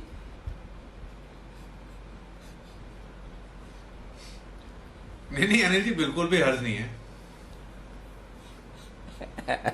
चलिए, तो बंसल जी की पसंद का स्टॉक चार्ट्स पर मजबूत एक्शन भरपूर बनता हुआ दिख रहा है इस वक्त। ये सारे स्टॉक्स हैं जो पूरे एक्शन में आते हुए नजर आ रहे हैं इस वक्त। कैश के स्टॉक्स में भी आज भरपूर एक्शन बनता हुआ दिखा रहा है। ढेर सारे स्टॉक्स ऐसे हैं जो आप देखेंगे आज मजबूती के साथ। Done for the day, Venky's India 20% का ऊपरी सर्किट आप देखिए अब लगता हुआ 3464 पर स्टॉक ट्रेड करता हुआ दिख रहा है। गजब का मूव आता हुआ आपको नजर आएगा इसमें। एक और स्टॉक है जहां पर बढ़िया तेजी बनती दिख रही है, वो है इलेक्ट्रोथर्म। ये एक और स्टॉक है जहां पर 20% का ऊपरी सर्किट लगता हुआ दिख रहा है। इलेक्ट्रोथर्म ये एक और स्टॉक है जहां बड़ी तेजी बनती हुई दिख रही है। तीसरा स्टॉक जो रडार पर आ रहा है वो है जेके पेपर 100 रुपए के आसपास। मुझे याद है दीप, पिछली बार माला माल वीकली में हमने रिकमेंड किया था, सबसे सुस्त, सबसे धीमे चलने वाला यही स्टॉक था। पूरी दुनिया चल चुकी थी, जेके 100 रुपए वाला 110 115 नहीं होता था। थक गए, परेशान हो गए लोग, बोले कब चलेगा कब चलेगा। बस वही वाली बात है, फंडामेंटल जब आप स्टॉक चुनते हैं तो आपको ये पता नहीं होता कि इसके चलने का वक्त कब होगा। चलने का वक्त शायद चार्ट्स में आपको पता चल जाए, लेकिन जब चलते हैं तो ऐसे चलते हैं, रुकते नहीं। अल्टीमेटली आप देखिए स्टॉक दुगुना हो चुका है जेके पेपर और बाकी पेपर शेयरों पर एक राय आपसे लेनी है। बताएं चोपड़ा साहब, क्या कहेंगे? देखिए, मुझे लगता है कि जैसे अब अनलॉक थीम प्ले हो रहा है अनिल जी, ऑफिसेज खुलेंगे और आशा करते हैं कि आने वाले समय में स्कूल कॉलेज भी खुलेंगे, तो कहीं ना कहीं एक एंटिसिपेशन है, क्योंकि काफ़ी बड़ा तबका है जो कि ऑफिस में पेपर यूज़ करता है। और मुझे लगता है अनलॉक थीम और कंजम्पशन से रिलेटेड है।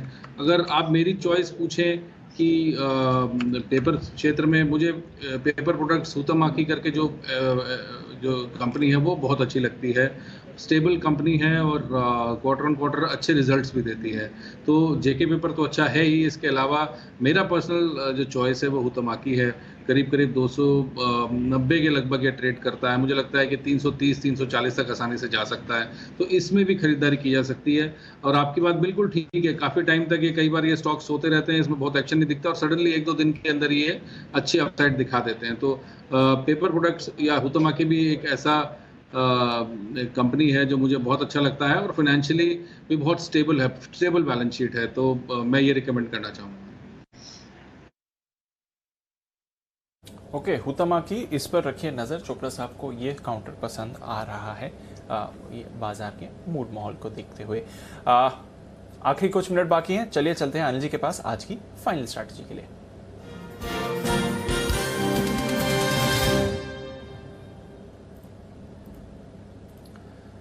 अनिल जी, ग्लोबल मार्केट्स ठीक है, जो लास्ट लेवल हमने बात किया था एकदम वैसा ही ट्रेड हो रहा है। डाउ फ्यूचर्स 30 पॉइंट्स नीचे है, नैस्डैक फ्यूचर्स में हल्की गिरावट है, यूएस बॉन्ड यील्ड थोड़ा रिबाउंड दिखा रही है, डॉलर में हम स्ट्रेंथ वापस आते हुए देख रहे हैं। कच्चा तेल ऊपरी स्तरों से थोड़ा हल्का हुआ है, $75 टच करने के बाद 74.40 के करीब आपको ब्रेंट दिख रहा है। गोल्ड में भी कल एक दिन का रिबाउंड था, आज वापस से दबाव बनते हुए दिख रहा है। और यूरोप के बाजार वैसे सपाट हैं, बट हल्की सी गिरावट आपको फ्रांस और जर्मनी में आती हुई दिख रही है। बताएं सर, क्या करके जाएं? मेरे ख्याल से दीप, बाजार एकदम बैलेंस्ड बंद हो रहे हैं, ना बहुत तेजी की तरफ ना बहुत कमजोरी की तरफ। जहां निफ्टी मुश्किल से हरे निशान में बंद हो रहा है, तो बैंक निफ्टी लाल निशान में है, सेंसेक्स लाल निशान में रिकॉर्ड हाई बनाने के बाद में। तो वो रेंज बाउंड बाजार है जहां इसको न 15,600 के नीचे बंद होना है, न 15,800 के ऊपर बंद होना है। इस रेंज में बंद होने की तैयारी करते हुए दिख रहे हैं। तो मेरा ये मानना है आपकी जो भी पोजीशन हो उसको बरकरार रखें। तेजी की भी हो सकता है कल की 600 पॉइंट की तेजी के बाद अमेरिका में आज थोड़ा हल्का मुनाफा वसूली वाला सेशन रहे, और उसकी वजह भी है कि जो दीप अभी थोड़ी देर पहले आपको आप थोड़ी देर पहले बॉन्ड यील्ड्स बता रहे थे, फिर से बढ़कर आए। 1.35 वाला बॉन्ड यील्ड्स अब 1.50 के आसपास आता दिख रहा है। तो ब्याज दरें थोड़ी सी वहां पर बॉन्ड यील्ड्स के हिसाब से बढ़ी है अमेरिका में, तो उसका थोड़ा सा असर तो पड़ता ही है। तो मेरे ख्याल से आपके लिए रेंज बाउंड ट्रेड है। अगर आपकी लॉन्ग पोजीशन है तो 15,600 का एक पुट ऑप्शन खरीद लें, सस्ता ही मिलेगा इस एक्सपायरी का। शॉर्ट पोजीशन है तो आप 15,900 का कॉल ऑप्शन खरीद लें। इस तरह से अपने आप को हेज करके चलें। स्टॉक्स में आपकी जो तेजी मंदी की पोजीशन है बिल्कुल बरकरार रख सकते हैं। दोनों तरफ के लिए बाजार बैलेंस्ड है। तेजी की तरफ भी 50 ज्यादा संभावना इस वक्त दिख रही, जिस तरह की क्लोजिंग होती दिख रही है, जिस तरह से डाउ फ्यूचर्स है, एक संभावना ये बनती है हो सकता है कल एक बार ये आपको नीचे खुल के आपको वापस खरीदारी का मौका दे, और तब आपके लिए, और इनकेस गैप से ऊपर खुल गया तो आपके लिए बिकवाली का मौका भी बनेगा। तो आइदर वे, अगर गैप से मिला तो उसके विपरीत आपको कल ट्रेड करना है, और अदरवाइज जो दोनों तरफ ट्रेड करना नहीं जानते हैं उनके लिए सिंपल है, अहम बड़े सपोर्ट लेवल पे आपको खरीदना है। तो ये आपकी स्ट्रेटेजी होनी चाहिए। तो मेरे ख्याल से जो आपकी पोजीशन है उसे बरकरार रखें अपनी हेजिंग के साथ में। जी दीप।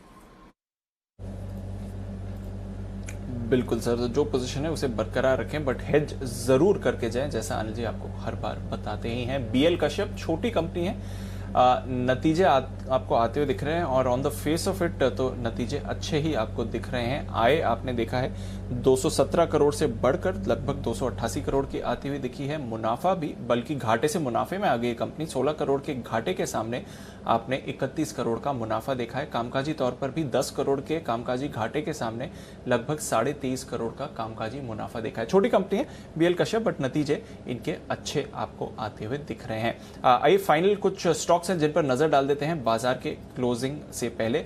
वेंकीज पर तो सर्किट लगी गया है। जेके पेपर 15% ऊपर, हुतामा की पीपीएल जिस पर अभी चोपड़ा साहब अपनी राय दे रहे थे 1.5% ऊपर। आईएफबी इंडस्ट्रीज में अच्छी मूव आती हुई दिखी है, 6.5% ऊपर ये दिख रहा है। और मजगांव डॉक एक बार फिर से ये काउंटर एक्शन में आ रहा है। मजगांव डॉक अभी 4% 5% का उछाल आप मजगांव डॉक पर देख रहे हैं। कुणाल जी जरा राय दें मजगांव डॉक पर अभी जो एक मूव आई है।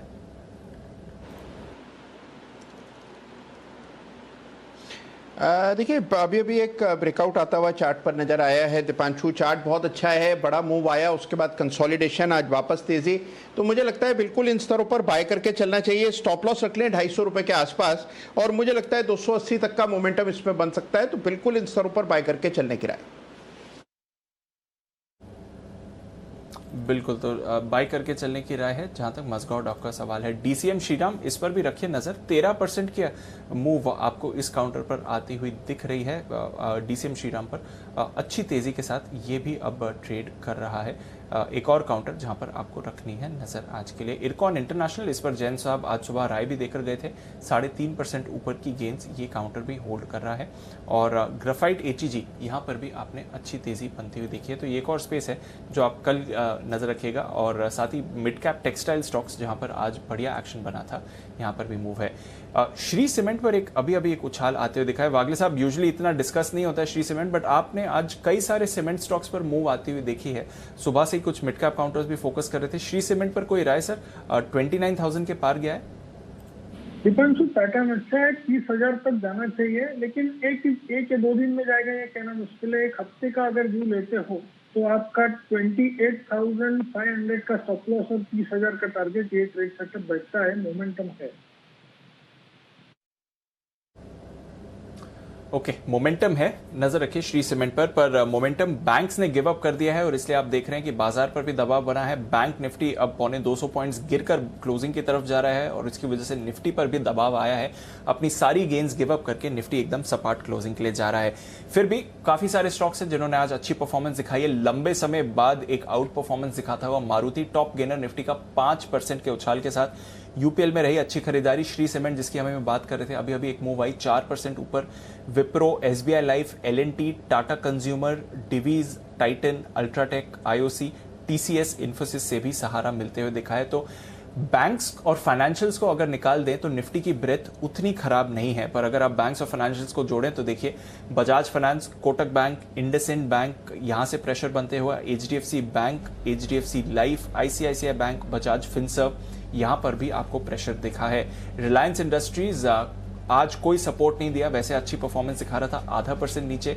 भारतीय एयरटेल अच्छी खबरों के बावजूद 0.5% की कमजोरी और एचयूएल पर भी लगभग 1% का दबाव, जहां से आपने बाजार पर गिरावट हावी होती हुई देखी। तो अपनी गेंस गिव अप करके निफ्टी एकदम सपाट बंद हो रहा है। वायदा कारोबार की बात करें तो एक और अच्छा दिन जीएमआर इंफ्रा के लिए, एक और अच्छा दिन पीरामल एंटरप्राइजेस के लिए, जहां पर आज सुबह हिमांशु जी और वागले साहब दोनों के टारगेट्स हिट होते हुए दिखे। आईसीआईसीआई प्रू, यूनाइटेड ब्रूअरीज अभी अच्छी मूव इस पर आई। कॉनकॉर यहां पर अच्छी मूव आती हुई दिख रही थी। एसबीआई लाइफ यहां पर अच्छा एक्शन। इंडसइंड लंबे समय बाद, इंडस टावर्स माफ कीजिएगा, लंबे समय बाद यहां पर खरीदारी होती हुई दिखी। पीवीआर, भारत फोर्ज, हैवेल्स, नतीजों से पहले बीईएल, यहां पर भी पॉजिटिव मोमेंटम दिखा। और मेटल स्पेस से जेएसपीएल ने आज होल्ड आउट करा है, पर उसके सामने गिरावट रही। वोडाफोन आइडिया बैन लिस्ट में भी आ गया था आज, इसलिए थोड़ा सुस्त रहा, 3%। बर्जर पेंट्स यहां पर विश्वेश जी ने ट्रेड स्पॉट किया, साथ ही एशियन पेंट्स कमजोरी आती हुई दिखी। AU small finance bank, BHEL यहां पर भी आपने सुस्ती देखी, हालांकि बैन से बाहर आया था। DLF, Shriram transport, max financial, REC, PNB ban से बाहर आया था, पर 1.5% नीचे बंद हो रहा है। Bank of Baroda, city union bank और फाइजर कुछ और काउंटर्स जहां पर आपने सुस्ती बनती हुई देखी।